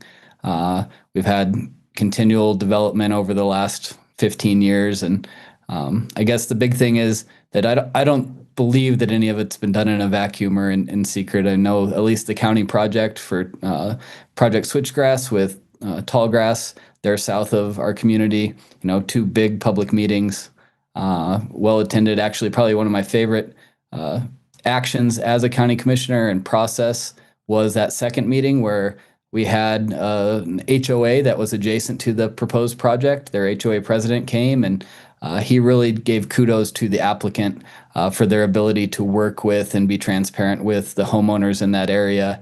And he had read all 500 pages of their submittal. And just to hear him say, if we had to choose, we wouldn't want this going next to us. But these people have been great partners, and we look forward to working with them as they bring this to our community. And so that's always a breath of fresh air to see that development of a Wyoming relationship. And I think that's what it takes to do business here in Laramie County and across the state is these companies' willingness to come in and develop a Wyoming relationship that is based on honesty and transparency and giving back to the community as much as you're taking. And I can tell you that I've seen that from the developers that we've seen come and launch these projects here. It did seem to come on all of the sudden. It certainly is the hot topic today for Laramie County Board of Commissioners, these data centers. Yesterday's news was keeping Happy Valley happy. Hopefully we've been able to do that. What else concerns the county commissioners in Laramie? Certainly any budget. How's the budget doing with property tax relief? Revenue streams are tightened a bit. You got enough money in Laramie County? Yeah, so obviously the property tax relief that went through last year, we experienced a complete 25% reduction in residential property taxes because of the timing. You didn't have to apply. They just gave it blanket throughout for every property owner. This year, the law caught up with the process and people had to go in and apply. I think our assessor did a great job with trying to implement the state law and let people understand that they had to make those application processes. They were at a ton of events. I think when you talk about property tax relief, communities like Cheyenne and Laramie County and some of our bigger communities that have a larger economy are able to weather those storms a little bit better. It's always been my fear that our small districts, our fire districts, and our small counties, Niobrara County, Hot Springs County, that rely so heavily on just that residential piece, they're the ones that kind of take the bigger hit. Residential property taxes are a huge portion of Laramie County's revenue. But we also have that diversified economy that allows us to kind of weather the storm a little bit better. Actually, this year, what's going to hurt us is our oil and gas revenue. So our oil and gas revenue in Laramie County is down substantially. And so as we're getting our revenue projections and numbers to formulate our budget, that's kind of our biggest concern, which is interesting when you think about the price of oil and gas. Yeah. But what we've learned from speaking with kind of our economic development folks or economic analysis folks that work at LCCC is Laramie County historically has about a 2-quarter lag from when prices increase to when you kind of see that activity occurring. And because of the current volatility in pricing, I don't think anybody's really making that play for the harder to access oil and gas in Laramie County like we've seen in other places. Yeah, I mean, I'm seeing what probably LCC told you and what you've learned. Oil and gas down 40% in Laramie County. It doesn't make sense. And the only thing I got to think is we're just behind. I mean, we'll catch up. We see where crude oil is now. We see a new administration in Washington, D.C. that's saying kind of drill, baby, drill. So, I mean, things should be optimistic, but maybe not yet. Hopefully, the future Laramie County and Wyoming is going to catch up. That's pretty big picture of you, Chair Malm, to think about other counties and how property tax relief will hurt them more than yours. I mean, as chairing your own county commission, you can say, yeah, we can take the hit, but those poor guys in Niobrara, Goshen, they may feel it harder. And certainly we're hearing that. And I think that's just one of the reasons that, I'm currently the treasurer for the Wyoming County Commissioners Association. And I think there is kind of strength in just, it is a Wyoming value to care about your neighbor, whether it's your neighbor next door or your county, 2 counties over. Niobrara's survival, impacts Laramie County's survival, and all of Wyoming needs to band together to survive. And so I'm hopeful that they'll be able to weather the storm. I'd also tell you that Elaine Griffith, one of the county commissioners up there, is one of my favorite people in the world. And so I'm obviously a little biased and want to make sure that they're okay. But I know that their budget is very small compared to Laramie County's. And so when you take percentages on a smaller scale, it impacts them more. They were just able to give their employees health insurance benefits, I believe, 2 or 3 years ago. And now to think about having to take that back in a small community where you already struggle to provide services and get people to do the jobs to provide those services, it's a real conversation that needs to be had. One revenue stream for counties that I think you've chosen to take advantage of, similar to Teton County, is that 6-cent penny tax, that 6-penny tax. It's a special purpose excise tax. I think in Laramie County, voters did approve to roll it over. It kind of, once you put it in, it's you just want to keep it going. It's only 1 penny, and look at all the things it's done in the past. What are some of the projects that the county is looking at? I see some fire stations, fire equipment, police, some real basic stuff that's much needed, I would imagine. Yeah, so we actually just voted to, as a governing body, and then Cheyenne, Burns, Albin, and Pine Bluffs also passed resolutions to put it to the voters. So what I love about it is it gives the voters an opportunity to say, this is what we want to invest in as a community. And our county has done that well for over 30 years.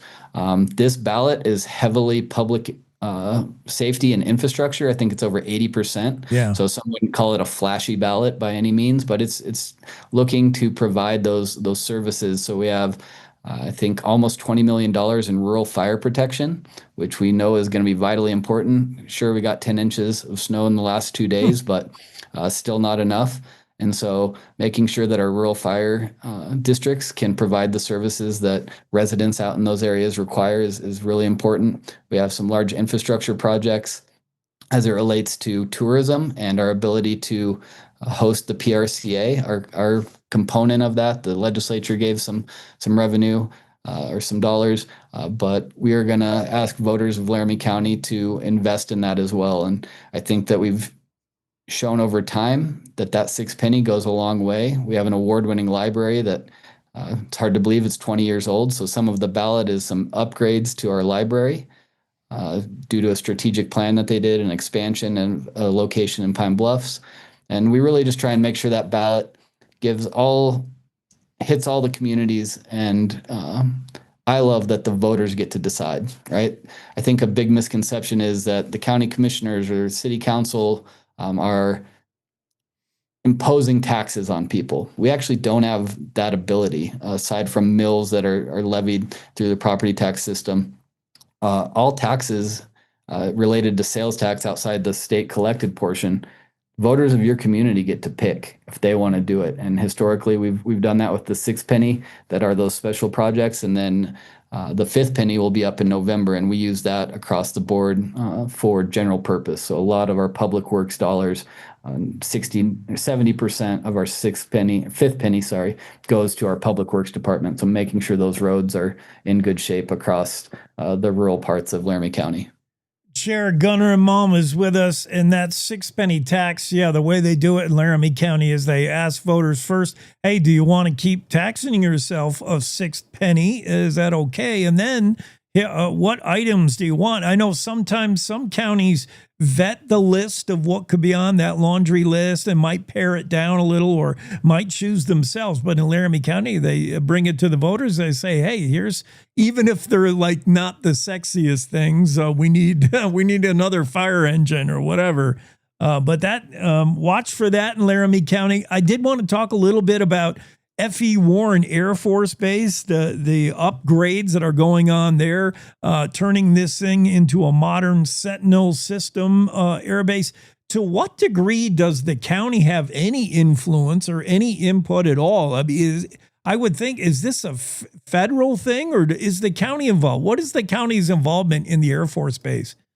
Yeah, so there's some involvement of the county in regards to as the project moves forward and easements are required, and just working as partners with the federal government and with the Department of War, and then landowners, right? They're going to have to access land. They're going to have to traverse county roads, have high impacts on those. And so just making sure that as a governing body, we're aware of the project, we're aware of the stages, and can work and be kind of a liaison there between the federal government and our local landowners, and then how we play into it in terms of our land use regulations, how we can accommodate workforce. I think a majority of the workforce is going to be housed in Kimball, so just over the border into Nebraska, but really playing that kind of liaison role between the federal government and our local residents. I think it's really exciting to see F.E. Warren's mission continue and evolve into the 21st century. Laramie County and Cheyenne have always played a vital role in national security, and to kind of revert back to that first part of our conversation, a really exciting part for me is, especially with that Tallgrass project, is we're in a 21st century battle for electrons with countries like China and Russia, and so our ability to produce natural gas power here in Laramie County from Wyoming Natural Gas at the Tallgrass project to support other national security interests like data. It is a national security thing. Is great, and it allows us to kind of continue that mission in a different role while still continuing our positioning in the nuclear triad and the ground-based strategic defense. And so I think it's exciting. I'm proud of the legacy that we have here in Laramie County and being able to do that, and I hope that it'll continue. Laramie County's role in defense of the nation, they have been the Minuteman County for Wyoming, and they continue to be in the forefront. One last thing, Chair Malm, let's talk about this new report from Dean Runyon Associates saying Laramie County tourism hit $485 million last year in 2025. That's spending tourism, and you ain't seen nothing yet. Wait till the PRCA gets here. That's encouraging news. Yeah, it's really exciting. I mean, you look at the state of Wyoming and what tourism does, and I think Laramie County is happy to be a big part of that. So aside from our 10 days, everybody knows about, largest rodeo in the world, CFD is a great thing. But as we look to expand on that and make sure that it's a year-long kind of hub for activity, we've been able to do that with partnerships with a rodeo series out at the Archer Event Center, which the county owns and manages throughout the summer. Hell on Wheels Rodeo, we've got a great local contractor that puts that on to our use throughout the wintertime, where we have I think it's Frozen Fury on the plains. And so we go inside the event center, truck a bunch of dirt in there, and have some rodeo events in there, as well as other activities throughout the year at our 100,000 square foot event center here in Cheyenne or in Laramie County. And I think it's just a testament to not putting all our eggs in one basket, right? We're not putting all our eggs in the data center basket. We're not putting all our eggs in oil and gas basket. We can't put all our eggs in the tourism basket. But when you have this whole kind of rounded economy, it helps us weather those things like reductions in oil and gas or reductions in residential property taxes. And so I think it is not a new effort that is just borne fruit over my tenure in office. I think the groundwork for this has been laid for 40 years in our community. And so I'm happy to be a part of it now and happy to see it through. One last thing before we let you go. You wear another hat besides chair of the commissioners. The day job is real estate agent owner with Coldwell Banker, the property exchange. I just saw a report nationwide that says communities seeing the biggest increase in property values or the biggest boost in real estate. And Cheyenne was in there, like up 3% or something. Are you noticing that? Real estate, good time to be a seller, I guess. Yeah, it's still a seller's market here locally. We've seen, other larger markets like Denver have really taken a hit over the last year. But our market has continued to remain strong. We have low inventory, which drives values. Obviously, supply and demand, real estate's no different than anything else. And so we have seen our market stay strong. I fear interest rates going too low, it would artificially inflate values. And so I think that we're kind of at a good balance now. Always use more inventory to help with this influx of folks that we have for the various projects, from Sentinel Missile Project to data centers to manufacturing to PRCA. I think people want to move to Wyoming because it's a great place to live, and I don't blame them. We just need to make sure we have a place for them. Yeah. Gunnar Malm joins us, chair of the Laramie County Commissioners, and it's just our check-in with Laramie County, find out what's going on. I think we'll make this a regular thing with all Board of County Commissioners. Thank you, Gunnar, for being on today. Thanks for the update. Yep, appreciate you. Cowboy State Daily Show. They meet every first and third Tuesdays of the month. Gunnar Malm chairing the Laramie County Commissioners. And great to get a little report card and check in with him. All right, well, we're 3 hours into the show, 1 to go. Cowboy State Daily Show on a Thursday. Coming up next hour, John Jenks. And we'll talk some Wyoming Energy Authority stuff. Tara Ross is a former ranger in Yellowstone. What is it like to get the call that there's a bear attack? Oh, man.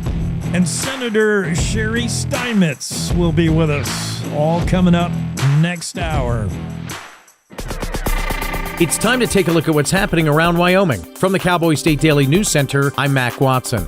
Bridger Pipeline says it already has commitments for around 400,000 barrels per day of crude oil. Cowboy State Daily's Renee Jean reports the company says it's almost enough to greenlight construction of the 650-mile pipeline. President Trump just signed the cross-border permit to this pipeline last week. They already have 89% of the commitments they need to move forward with this pipeline. They said they would build this pipeline if they got to 450,000. So that's 89% of what they said they needed. It's going to use some of the infrastructure that abandoned Keystone XL used. Environmental groups are already signaling that if they say any evidence that this is not being considered as extensively as they think it should be, that they will see us in court. The pipeline must still clear a federal environmental impact statement as well as gather a multitude of state and local permits, even as an emerging coalition of opponents have already signaled they're ready to fight the pipeline in court. The U.S. Department of Justice says that it's investigating America's meatpacking industry, something many Wyoming ranchers say is overdue. Cowboy State Daily's Kate Meadows reports that ranchers are welcoming the investigation. The U.S. Department of Justice confirmed this week that it is investigating antitrust concerns within the meatpacking industry. There are 4 major meatpacking companies that control 85% of the beef market, and that, according to Representative Harriet Hageman, is squeezing cattle producers from all sides. The investigation comes as cattle producers continue to grapple with rising operating costs, shrinking processing options, and concerns that a handful of giant corporations wield too much control over the nation's beef supply. I'll be back with more news from the Cowboy State Daily News Center right after this. The land is one of Wyoming's greatest teachers. It shows us that carelessness has consequences, and thoughtful management creates abundance. Programs like Wyoming Agriculture in the Classroom and Wyo Wonders help young people learn how science, agriculture, and conservation work together. Our curriculum, Wyo Wonders, is built for elementary students by Wyoming industry professionals. Use it for free now at wyowonders.org. Looking for a real Wild West experience? Cody, Wyoming's got your ticket to ride. They've been throwing down since 1919 with the world-famous Cody Stampede Rodeo. And when the sun sets, the Cody Night Rodeo keeps the action going every night all summer long. It's bulls, broncs, and big-time cowboy energy in the only town where rodeo is a nightly tradition. Because here in Cody, rodeo's not just an event, it's a way of life. The Cody Stampede Rodeo. Cowboy State Daily News continues now. A lithium-ion battery caught fire at a Daniel couple's home as they were waking up on Tuesday. Cowboy State Daily's Renee Jean reports that James Morey says the battery shot flames a foot high. These cheaper lithium batteries are more likely to have a chain reaction start. And once one of those little cells gives way, it excites all the other ones, and then the reaction just takes off and goes. These batteries can reach temperatures of 1,800 degrees. Water is not a good idea for trying to put these fires out. It won't stop the reaction. It won't even really slow it down. Morey, a volunteer firefighter, smothered the battery with a towel and tossed it outside onto a concrete pad well away from the house while his girlfriend called 911. The Wyoming Republican Party can't use its autonomy rights as a shield when sued if it sat on them for 40 years, an attorney suing the party argues. Cowboy State Daily's Claire McFarland reports that GOP Chair Brian Miller says the party's rights have been violated for decades. So while being sued, they're saying, well, we have these rights. And the attorney suing them filed an argument here recently where she said, if you've had these rights for 40 years, why are you just now using them as a defense when we've dwelt in the uncertainty and ponied up our money to challenge you? And Chair Brian Miller told me, well, we only just recently found out about the case, though, and so we haven't been sitting on our rights. A group of Hot Springs County Republican Party leaders sued the Wyoming Republican Party, its Dispute Resolution Committee, and a few of its officials last year, alleging that the party violated state law by giving voting power to outgoing officials who weren't precinct delegates chosen by a vote of the people. And that's today's news. Get your free digital subscription to Wyoming's only statewide newspaper by hitting that daily newsletter button at cowboystatedaily.com. I'm Mac Watson for Cowboy State Daily. So I wanted to talk with you and your mom today, Lily, because some people at school have noticed changes going on with you, and we're concerned. Like what? Who? Some of your friends, teachers. It sounds like you've lost interest in a lot of things lately. You're hanging with new friends. So? So, individually, maybe those things are no big deal, but taken together, and then the incident the other day, you were with Derek when he was caught selling marijuana. Yeah, he was selling it. Honey, we know. But we care about you and want to know what's going on. That's right. We just want to understand better and see how we might help. And if weed is a part of it, we just want to make sure you understand the negative consequences for someone your age, the physical and mental health effects, the poor decision making, and the confusing legal aspects these days. So what do you say? Can we talk? For more information about talking with your kids about underage use of alcohol and other drugs, visit underagedrinking.samhsa.gov.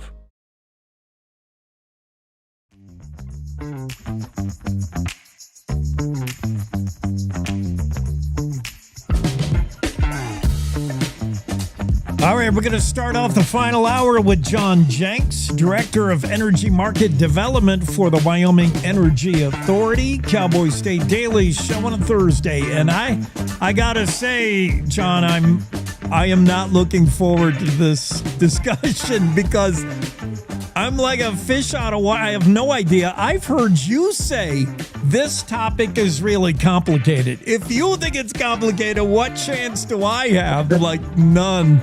Well, we'll have fun, Jake. Okay. We'll have fun.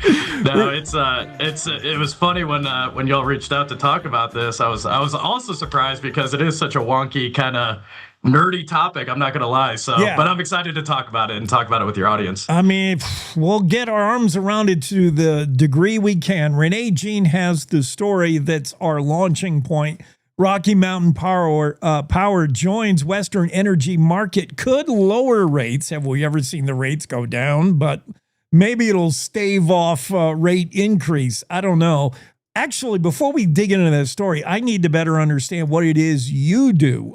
Director of Energy Market Development. What is the Wyoming Energy Authority? What do you do day to day? Yeah, so no, that's a great question. So the Wyoming Energy Authority is the state of Wyoming's energy office. We were formed about 6 years ago after merging a bunch of different energy entities into one office. So we merged the Infrastructure Authority, which handled transmission, the Pipeline Authority, which handled pipelines, as the name suggests, and then the State Energy Office programs. That was in a different agency at the time. We put that all into one shop, and we are kind of a one-stop shop Department of Energy type of agency for the state of Wyoming. We are quasi, or we do have an independent board that does oversee our work. So we are an instrumentality of the state, but we represent the state of Wyoming on energy issues. What I do is all of these electricity markets, transmission issues. I also interact with our Public Service Commission on various issues and work very collaboratively with them. And the Consumer Advocate Office here, which looks after, more or less, they look after ratepayers and rate cases and different dockets at the commission. I also interact quite extensively with the Department of Energy at the federal level and the Federal Energy Regulatory Commission on various issues. So it's a quite of a array of things I cover here. Yeah, and I'm sure prior to this big data center AI build out we've seen, your job was already, complicated. But now, I mean, you must be doing overtime. Suddenly what you do is forefront, man. That's all we're talking about is how we're going to move energy around. Who's going to be, I need my refrigerator to keep running, but Meta needs to feed its plant, and there's going to be probably infrastructure grid limits to what we can do with energy. I mean, we can produce a lot of electricity in Wyoming. It's getting it to and from that could be an issue. No, there's no doubt. And to your point, that was one of the topics, or one of the things I actually wanted to bring up, that energy and electricity is cool now. For many years and decades, It was a very, very mundane, kind of just really boring industry that it was just kind of chugging along, doing its thing. And then all of a sudden, this rampant low growth, and I think the important thing to ground that conversation, though, with low growth, it's not just data centers. Like, that does get the lion's share of attention. But, with the push for reshoring manufacturing, for the push for critical minerals and rare earth minerals, both in Wyoming and nationally, even our existing mining operations, the Trona Patch, and other mines across the state, they're hoping to expand and need affordable, reliable energy. And then just across the West in general, we're seeing population growth in areas that are desert. And one of the first booms of electricity we saw in this country was from air conditioning. And that is still a thing, actually. And so that all plays into this. But you're right, getting electrons to where the load is a severe and very serious constraint that we're seeing, not just in the West, but across the country. All right. This story in particular, Rocky Mountain Power joins Western Energy Market. I don't understand at all how these energy companies, they buy energy from others, or how do they all work together? And what does this story mean for somebody just trying to keep the lights on and keep the bill paid? Yeah. No. So for the average person out there, this is they wouldn't even know. They wouldn't even notice it. So, but what it does mean, though, and how this looks. Maybe to back this up for a quick second, we look at this from the Wyoming Energy Authority perspective. We aren't the rate making, jurisdiction in Wyoming. That's with the Public Service Commission. But we do care about affordable, reliable electricity for energy-driven economic development. So we do care that rates are affordable for people. But on the other side of this coin, we also are looking after our energy production and energy producers in Wyoming. So we are looking at this not only from a rate perspective, but also an opportunity to grow our markets to ship or send our electrons to that are being produced from our coal, gas, and other electric resources. So with that in mind, Wyoming is also the #1 exporter of electricity in the West, and we have been for a few years now. It kind of goes back and forth between us and like Washington because they have a lot of hydro up there, and they ship that out to other states. But for the last few years, it's been us. And so we really do care that these markets are functioning correctly. But for the day ahead market and for what these markets actually mean, for many years now, in fact, over a decade, all these utilities across the West have been participating in a real-time market. So they were trading on like 10 or 15-minute intervals during the day. Hey, I've got this resource here. I'm willing to send this here. Does anybody want to buy it? Somebody would come in and do that. That was in the real time. So what this is doing is going to a day in advance. So what will happen is, and what is happening, is a utility like Pacific Corp, Rocky Mountain Power will say, hey, we have this generation resource. We're willing to put X amount of electricity onto the market at this price. And then another utility will come in and say, yeah, we're willing to buy that, or we need that, we'll buy that. And they'll come in, and that's where the market will meet and clear and go from there. So the way I kind of like to equate this to kind of just, analogize this to is like, so we all have friends that plan for trips. Some plan well in advance, some plan maybe when they're leaving.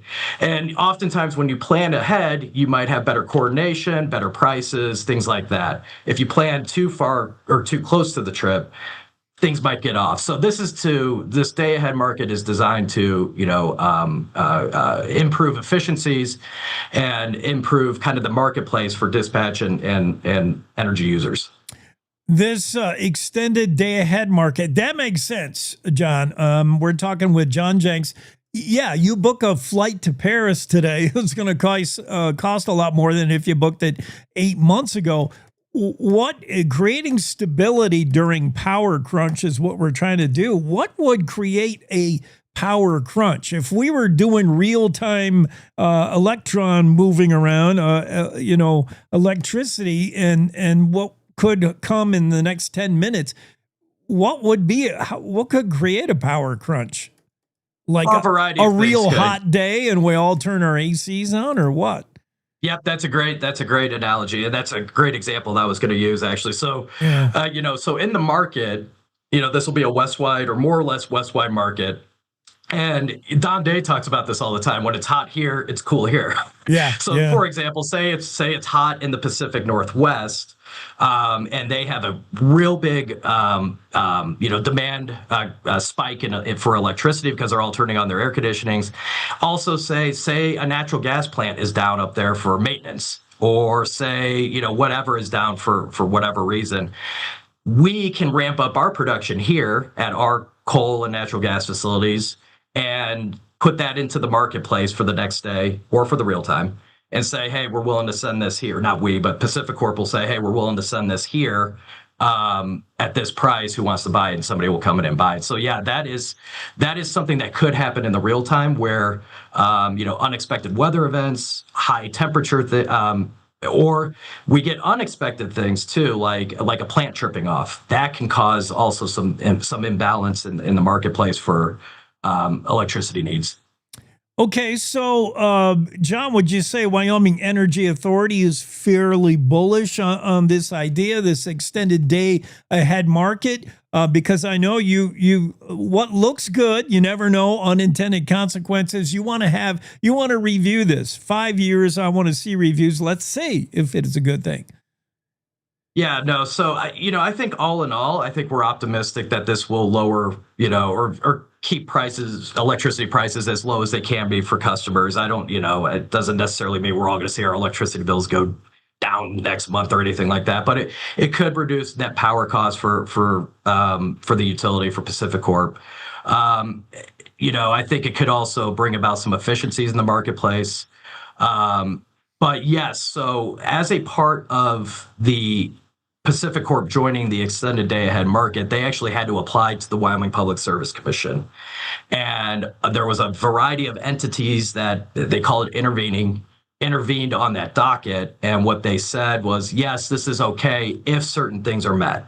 So some of those things include mandatory reporting to the Wyoming Public Service Commission, where we'll get to see the data and get to see the benefits and maybe some unintended consequences too, to better understand how this is benefiting or costing Wyoming ratepayers and hurting or helping Wyoming generation. Generally, though, yes, I think we're bullish that expanding market opportunities for Wyoming energy producers is more or less a good thing, just for a lot of the scenarios that you and I were just talking about now. A couple other things too. We are not the watchdog. Again, that is the Wyoming Public Service Commission. That is the actual regulator on this. But we do we do comment quite extensively. We collaborate with them extensively. And we also are engaged on these regional conversations too, and national conversations that will actually impact how these market operations are designed and market rules are designed. So that is kind of where we're going to fit in, but we won't be the actual watchdog there. I just wanted to clarify that. Yeah, and maybe this is outside the scope also of Wyoming Energy Authority, but one more question, John. We hear these data centers that are proposed, whether it's expansion or a new one. We hear how they're going to bring their own energy, like we're not going to affect. So if I live in an apartment in downtown Cheyenne, am I going to see my bill increase with every additional data center, or not necessarily? Or are you going to give me the answer with it's complicated? There's a lot of things that go into rate increases. There is, supply chain constraints are honestly one of the biggest things. The insurance costs that we're seeing with wildfire risk is a big concern. Yeah. And again, we don't do the rates. I'm kind of just more talking tangentially. But I will say, though, as it pertains to large loads, and again, this isn't just data centers, this is any large load. Wyoming does have a state statute provision that is supposed to protect current ratepayers. We were actually one of the first states to enact legislation, I think it was 8 or 9 years ago, 37-3-116 is the statute to protect Wyoming ratepayers. But, it does get a little wonky on, where certain things come in. Black Hills does have a tariff on file at the Public Service Commission that is designed to allow a utility or a data center or a large load to bring in their own generation. But as a part of that, they are supposed to be paying for their upgrades or anything else that they need for that. So, it's not, again, to your point, it's not cut and dry necessarily, but there are statutory protections, and our Public Service Commission does a fantastic job in what they're supposed to do there. Maybe more than you needed to know, or you never asked for this, but we got to fill 4 hours somehow on the Cowboy State Daily Show. John Jenks with the Wyoming Energy Authority. Fantastic. Thanks for being on. I appreciate it. Yep, thank you. That wasn't as painful as I thought it would be. Hey, we got to get a quick break in here. We'll be right back. The midterm elections are quickly coming up in November. We have to win the midterms. This is the most important election. And Cowboy State Daily gives you the local political coverage that has national implications. I think that we need to be more aggressive in terms of talking about what the real issues are. Cowboy State Daily has you covered with the coverage, insight, and knowledge about the candidates as we ramp up to the midterm elections in November. Cowboy State Daily, your daily source for all things Wyoming. This is the Cowboy State Daily Radio Network. Nestled between Casper Mountain and the North Platte River, you'll find the heart of Wyoming. With a bustling downtown centered around our outdoor haven, Casper is for adventurers, freedom seekers, and rule breakers who find beauty off the beaten path. So if touchable history, a vibrant community, and uninterrupted outdoor recreation define your travel itinerary, allow us to welcome you to the one and only Casper, Wyoming. Plan your trip at visitcasper.com. All right, look at you taking the stairs. Who are you? We're your lungs. We are proud of you for quitting smoking, but you still may be at risk for lung cancer. A routine cancer scan can detect it early when it's more curable. Good to know. Well, I gotta go somewhere. So do we. Listen to your lungs. Get a routine screening that could save your life. Talk to your doctor and learn more at savedbythescan.org. I think I finally found Hey, how you doing? Hey, Mason. Hey, Mason. Got a new house. It's looking pretty cool so far. A place that I call home. I'm teaching Louise how to cook some lasagna. It only takes a spark to make a fire start.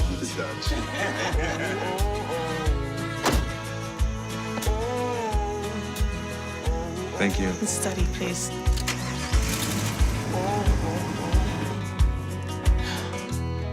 I think I finally found a place to make my own.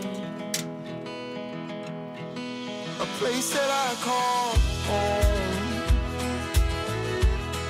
This place that I call home.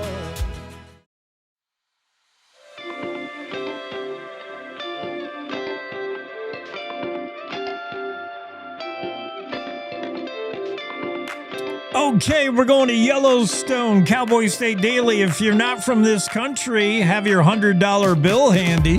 Holy cow, Camp Charlie is up in the game there. Entrance into Yellowstone. We're going to talk with a former Yellowstone Ranger. How many years did you put in? Tara Ross is with us. Hi, thanks for having me. I was in Yellowstone for over 30 years, actually over 35 by the time I retired. Nice. I want to talk about mainly Yellowstone National Park wildlife tourist interaction. And by interaction, I mean conflict. I mean, who is worse? Is it harder to manage wildlife or people? Bears or visitors? Oh, people and visitors for sure. Oh, man. So, Tara, we just had this incident, the bear mauling 2 victims, still waiting to hear how they're doing. For me, the thing that jumped out, like spring is when you're going to see mama grizzly defending cubs. There will be incidents like this. Are they on the increase, or are we just hearing more about them? We'll talk about it in a minute. But what got me was where this is in the front country. This was near Old Faithful. It was in the, I wouldn't call it front country. It was out, it was on a trail and it was a little ways back. So it took a bit for the response. So no, it was not right at Old Faithful. What you were seeing, people's videos was in the front country because these people had to be brought out to where they could get access to airlifting and the ambulances and all the responders. But no, it was in the back country. Okay, over your course of time as a ranger, did you see an increase in these call-outs, whether it's a bison goring or a bear mauling? Were they on the increase while you were there, and do you get a sense that they seem to be happening more or not necessarily? I was there for so many years, and I arrived in Yellowstone right after a fatal mauling in the canyon area, Otter Creek. And I think that was in 86. And I got to Yellowstone in 87. But there was not another one, a fatality, until 2011, I believe. And then I think that year we had 3 or something like that. And then or 2. And then there was another in 2015. I don't know that it's on the increase. I'm not keeping those statistics, but it doesn't seem like it to me. But it does seem like it really outside the park boundary. I think I hear more conflicts outside the park boundary, but it's just only inevitable, especially with other wildlife. I do see an increase in conflict with other wildlife for sure in the front country. Yeah, I mean, the message is getting out. I mean, the Park Service, you cannot get into Yellowstone without being made aware of wildlife. I mean, they're going to hand you the pamphlets. They're going to tell you. You would think the message is getting through, and it probably is, yet it's still got to be baffling for rangers when you get somebody who just does not get it. Like they didn't get the memo. Right. Ooh. No, 100%. Well, and with social media, it seems like that is the cause of a lot of conflicts because people want to get that picture. Look at me getting close to this bison. I want to touch the nose of this bison. Yeah. And those, or I want to, the photographers. I mean, we hear a lot about really professional photographers. They're willing to take those risks to get that really great photo of a grizzly bear, especially with her sow and cubs. I mean, there are a lot of people that are willing to take risks now because of social media than they were before. Good point.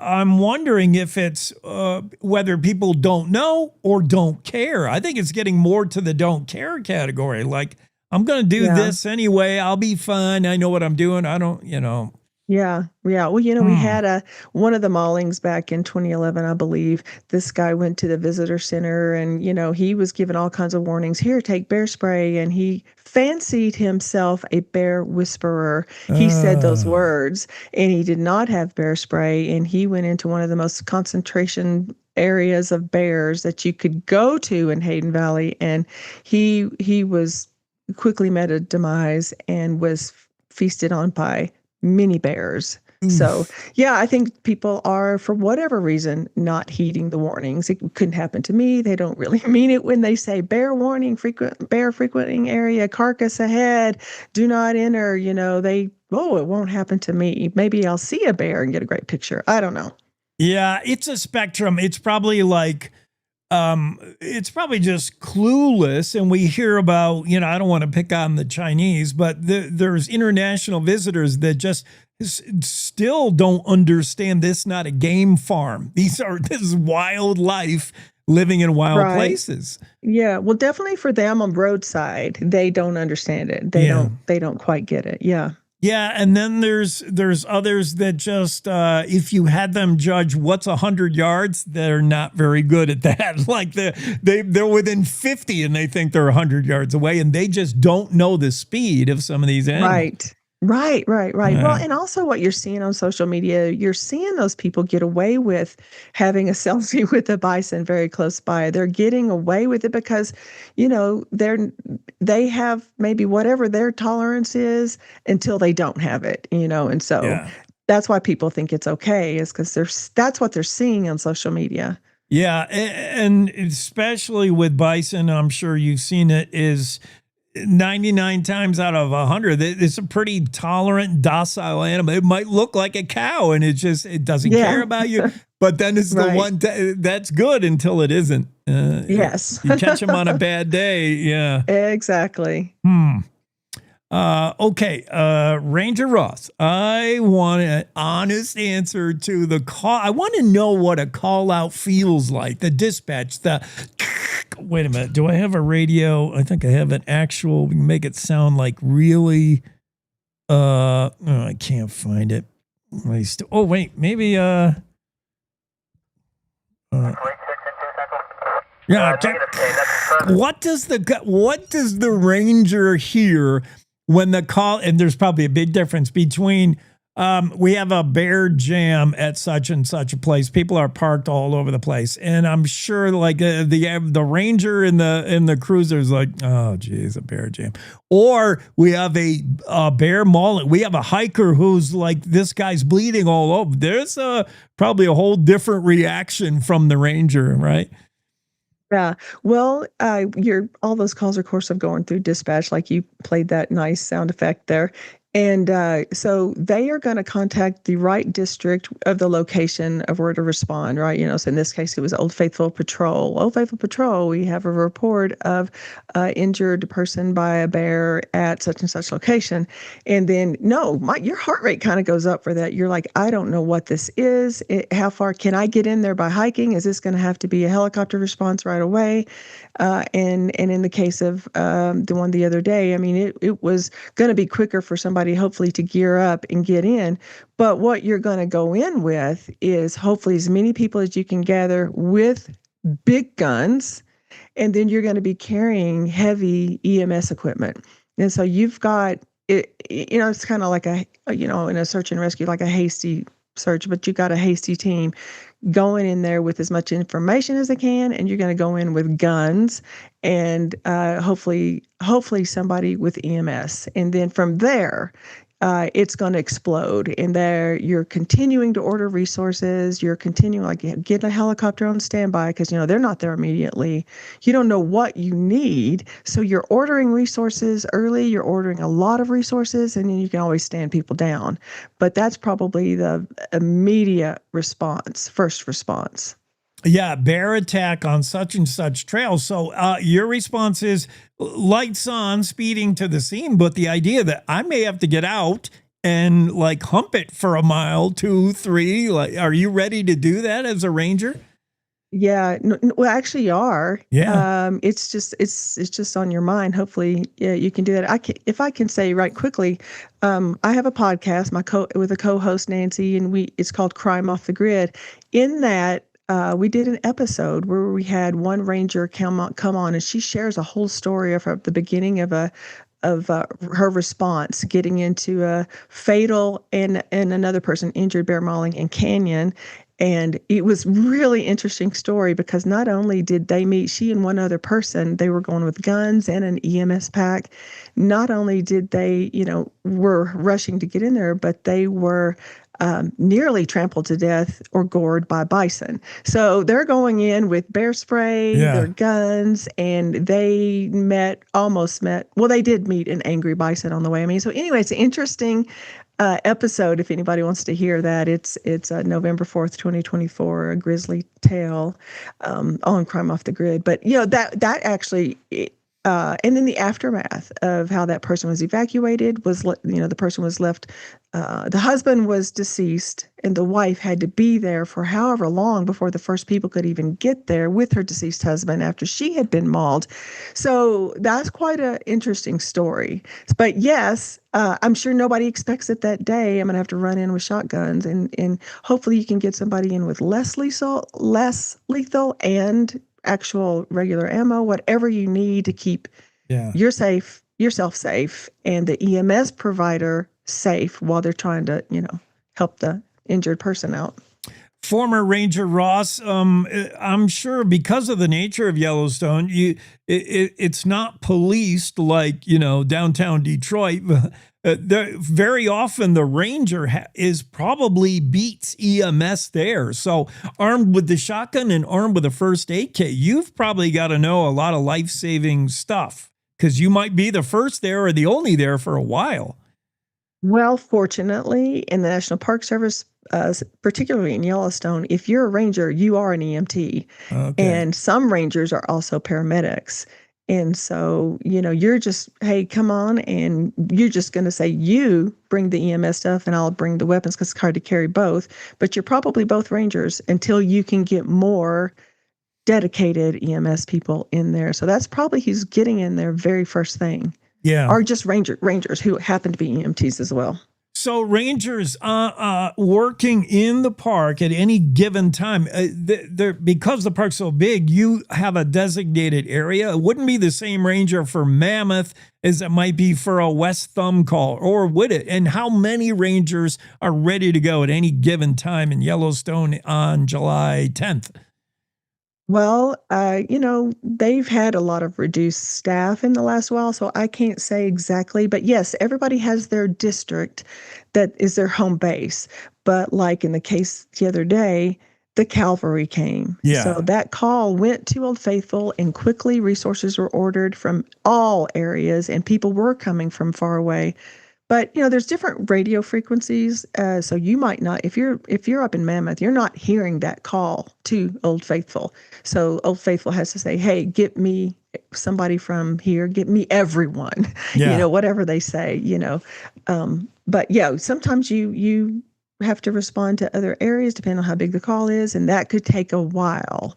But everybody is assigned to a district. What else did I want to ask you? Oh, yeah. Where do we find the podcast? Because we did have you and your... I love that. That is so cool to get these stories. It's a great podcast. Yeah. Thank you. It's called Crime Off the Grid. Yeah. And Nancy and I are both retired park rangers, and we share stories. True crime is what it's about primarily. True crime stories from national parks, national forests, and other, wild places, public lands. Yeah. Well, assuming the crime, or assuming the call, the conflict, what a ranger is responding to is wildlife. We've been talking a lot about bears, but bison, maybe not so much wolves. Is there ever, wolves seem to be pretty reclusive. They won't, but what animal, if you get a call, what what wildlife animal are you thinking? Oh, it's probably a bear. Like the bear's common, the bison's common. Anything else? Well, we don't usually get a call about a bison unless it's a goring. Yeah. But they're just everywhere. And, we would respond to a bison goring. But I'll tell you, just for me, my safety personally, I'm more concerned with being amongst cow elk with babies. Yeah. I'm telling you, I have nearly been trampled to death. I have been rescued by visitors passing by because, you get on those animal jams, the traffic jams because of whatever animal. And so you're kind of roving the road side, kind of keeping up where the people are because the animals move. And then you all of a sudden find yourself well away from your vehicle.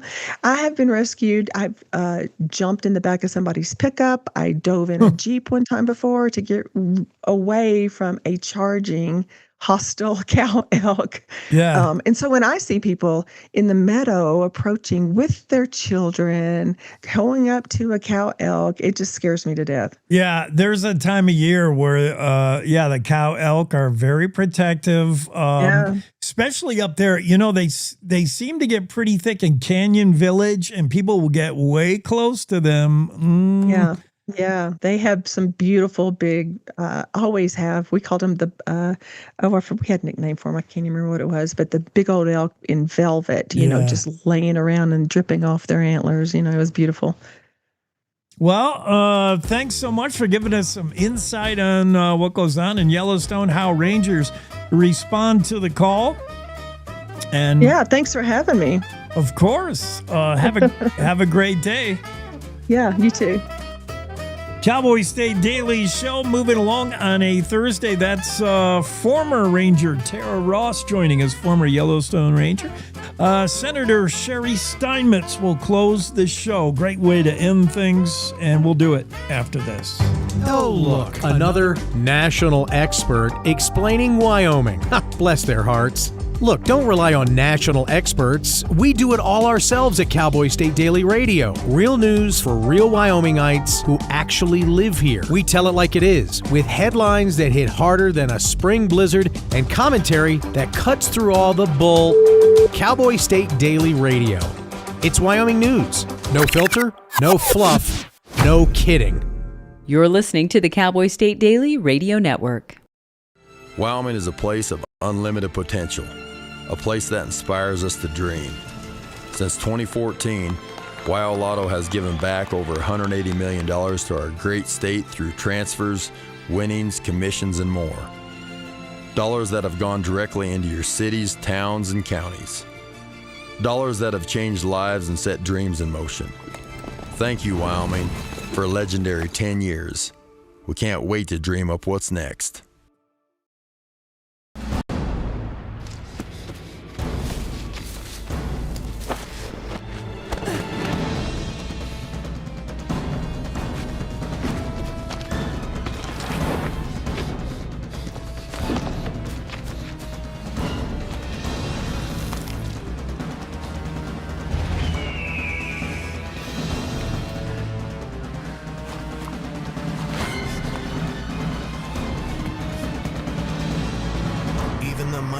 Might not see it coming. It's prediabetes, and it captures 1 in 3 adults. You may not even know you have it, but you can escape.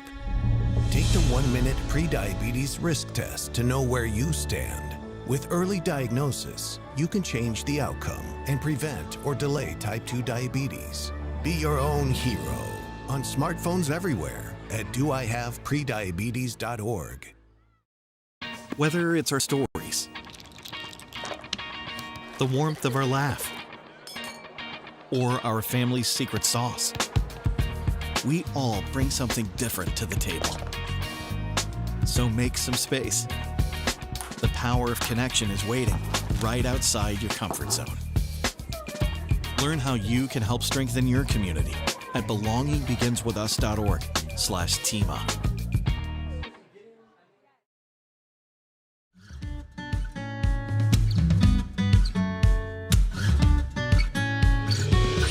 As always, we save the best for last. Senator Cheri Steinmetz is with us, Senate District 3, that's you good folks, mostly in Goshen, Niobrara, Weston County. The counties nobody lives in, which is, I'd not say nobody, but it's the counties, I think, more affected by property tax relief, and we will hit on that subject in a little bit, definitely. Fourth generation Goshen County resident Cheri Steinmetz serving in the House from 15 to 18 and then jumping to the upper chamber to the Senate in 2019. So you've been making, I think you've finished up making post-session rounds. You visited Goshen County. You've been just getting all your constituents informed as to what happened over the last session. How was that? Well, that was great. Good morning, Jake, and good morning, everyone. It was great as usual. It's one of my favorite things to do. I actually kind of like my pre-session meetings better because we get on the same page and then we go down and try to make those things happen. For example, I usually try to have meetings with my local county commissioners and my folks back home, just constituents, but also local governments, so that we can serve our constituency with infrastructure needs and all of the things that are happening, water and sewer. It's not the most exciting thing for regular everyday people to want to talk about. It's not the hot button issues, but it's the things that keep the lights turning on and the toilets flushing and those types of things that are really important to our society. But it's good to be with you. And yes, we're the cattle capital of Wyoming here in Goshen County. So we have more cattle than people, and we're proud of that. And we like it that way. I look at it that way too. I wasn't making fun. I'm like, no, that's a thing to be cherished. I imagine for a lawmaker, the pre-session tour is a little more fun because you get to say, here's what I hear you saying, and here's what I'm going to tell them in Cheyenne. The post-session tour is, here's where they didn't listen to us. we couldn't get this passed. Yeah, we had some successes, and good. But we had some snafus as well. And I just want to see us get more money to our local communities, consider them investments in our people, our citizens. That's why we form government, is to accomplish those tasks we can't do ourselves. And so infrastructure is always very important. I served for years on the Select Water Committee, where we tackle a lot of those projects. But now we're seeing the municipal systems starting to fail. And as we've seen here in Goshen County with the canal tunnel collapse, when that happens, you're too late. It costs, we're over $150 million for that repair there, which has been basically a reconstruction because of what happened, the failure.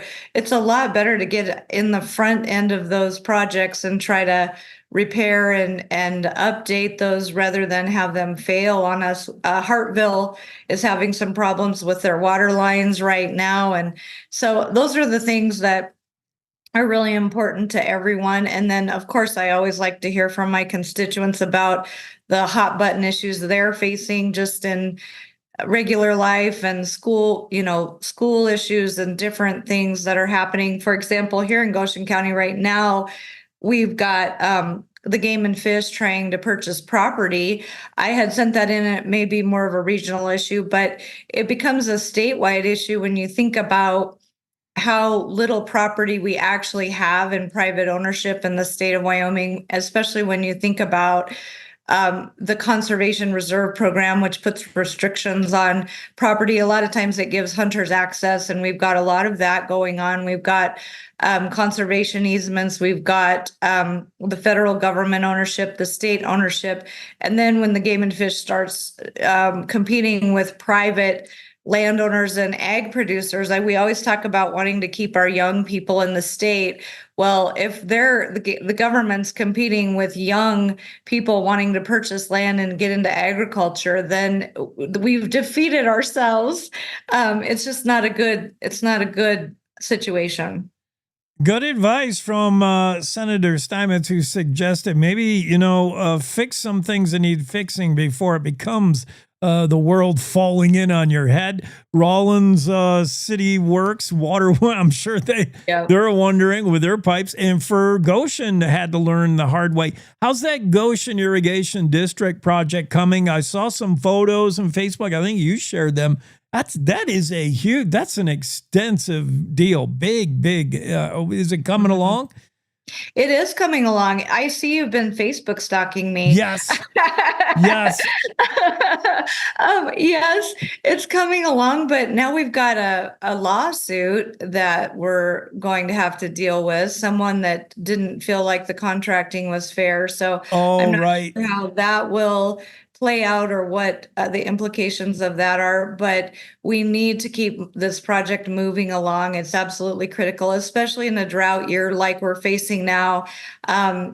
The other thing I'm dealing with now is crop insurance and farmers, and how are we going to get through this drought? And even if we get substantial moisture now, it may not be enough. And so those are the things our county commissioners are looking at, declaring a disaster here in Goshen County for the drought, and I appreciate their service and work on that. Our producers are asking for help, and so it's a serious time for the state of Wyoming, being a headwater state, and also being such an ag producing area that I represent. It's a tough year. What are we to make of the state engineer's office, a recent emergency declaration for stock water use? How does that hit Goshen County, the counties you oversee? I think it's an important measure that the state engineer's taken. And obviously in our water law, we do prioritize human and beast use of water. So being able to access that is critically important. I was hearing of some issues here before that order was issued. But the other thing we need to talk about when we're talking about water use and consumption, and seeing these massive data centers coming in now, and with the lack of water scarcity here, we really have to be so careful, because aquifers are depleted when we're at this point in a drought cycle, and it is a cycle and we will make it through. It's just how we do it really matters. We need to keep our producers in business, and we need to, the cattle herds are drawing down so much, and that won't be solved overnight once we do get rain after we've drawn our herds down. So there's a lot of moving parts and components. I think the state engineer's order is really important, and I thank him for doing it. I'm looking at this map of agriculture production by county. If I'm to believe these numbers, Goshen County leads the world, leads the state in ag production according to the numbers, 204 million. I mean, that's by far more ag production than any county. Absolutely. That's why the canal tunnel collapse was so incredibly important, not just to Goshen County, but to the state. There are a lot of people that buy their hay and corn out of here to finish calves. There's, we are the heavy hitter in ag production and in the big three industries in the state of Wyoming. And so the ag production to us is what the mineral industry is to Gillette.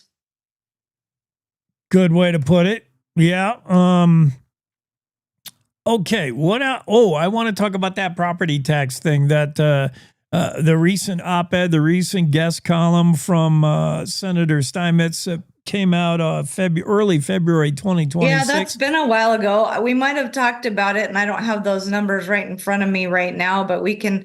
I think one of the things that's really important to remember on that, because I've been hearing and seeing a lot of people talking about how much money we have in savings, and that is a complicated issue, and it might make people's eyes glaze over, but the actual savings part is $11 to $12 billion in the Permanent Mineral Trust Fund, and that gets there in a variety of ways. But most of the way is the severance tax. But sometimes when we come in and we have unrealized capital gains that we've made money in, and we don't need the money in the budget, we put some more of that into savings. But I think that big number is something people need to think about. It's not the government hoarding your tax dollars away, because property taxes are mostly local. They're paid to your local governments. They take care of your roads, your sheriff's department, your fire district, your 911 call center, all of those things, your hospital district, if you have one. It takes care of all of those things. And then a portion is sent to the state for schools. But also in all of that, we're not hoarding your property tax away in the state's savings account. That comes from the severance tax. And then it also comes from if we put a little extra money away. But I think what some people get confused on is some of that is now, because the sum has become so large, the compounding nature of dividends and interest and all of those things, it's like a snowball effect. It's getting bigger and bigger with us putting less in.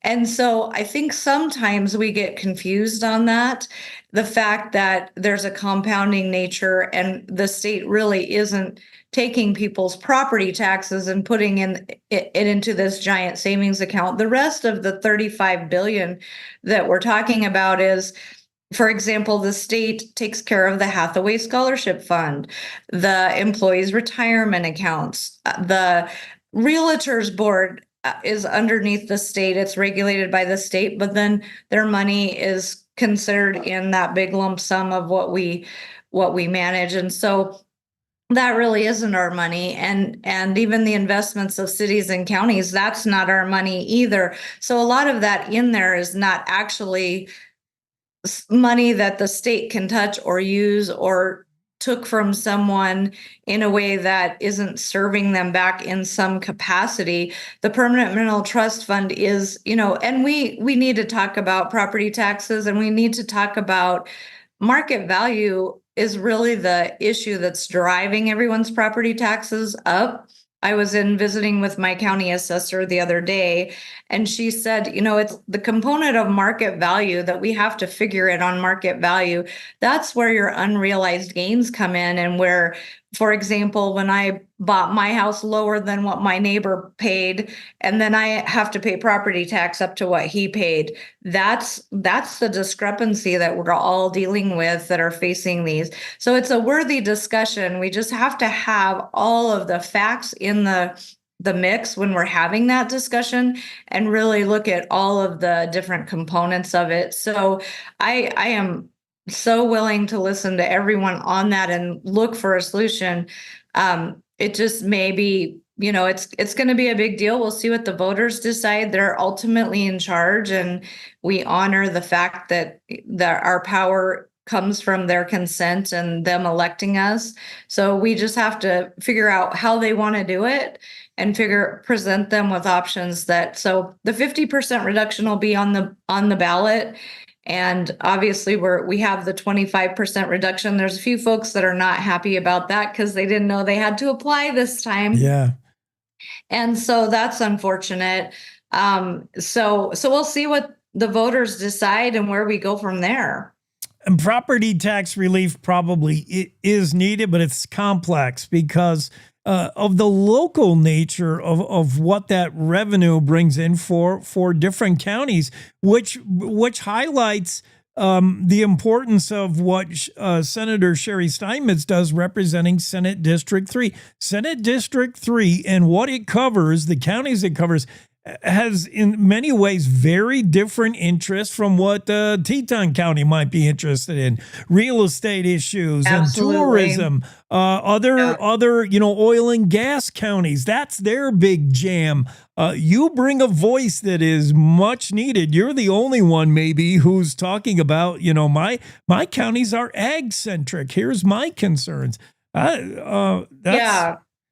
Well, and with us, then we look at, okay, if we're not, balancing it between residential, then ag could bear the burden, or commercial could bear the burden, because we don't have the assessed valuation of other counties. Our assessed valuation did go up, and the 25% reduction did help. And so it brings us we're not quite back to the assessed valuation before COVID. And, but we've got inflation as well. But I'm not sure how, that's why we have a system of local control. I think people forget that county commissioners have the ability to fluctuate those mill levies. So, for example, you were talking about Teton County.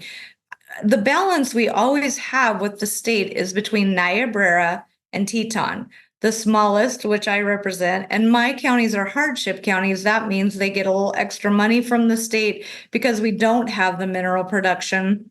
So we don't have a lot of savings like other counties do. We don't have a lot of excess. And other folks are saying, well, my county is building a statue in the middle of the, hinterlands, and they're using my money to do that. That really is a local issue. And if your commissioners can adjust those mill levies, for example, I think Teton County adjusted down to 9, and we're at 12 here in Goshen County.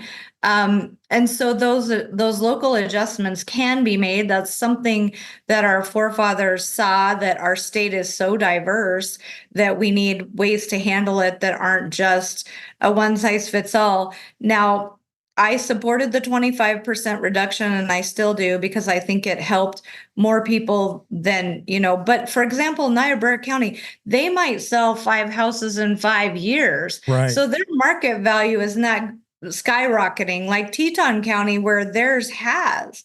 And so when we're trying to figure this out, we have to, do no harm to Niobrara too, because it's important that they can run their sheriff's office. And so it's just a complicated issue. And I thank the Revenue Committee and all the people that have been working on it, all the people that are entering the discussion and the fray. There's no wrong discussion to be had. It's just finding the solution. We have to be careful that we don't harm the existing structure we have in place to the point where we've done more damage than good.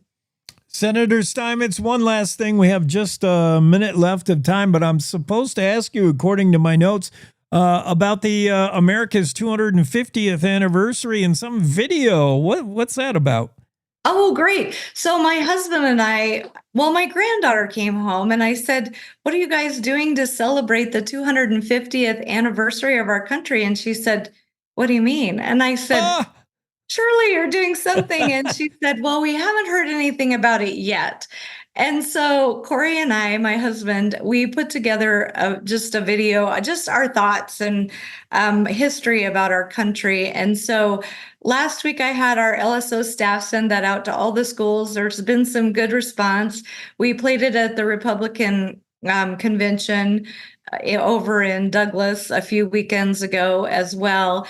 Just, I hope that we can all agree we love America, we love Wyoming, and see just a renewed sense of patriotism and this idea that, if I disagree with you, I don't hate you. I just want to find the best solution for our state, for our country.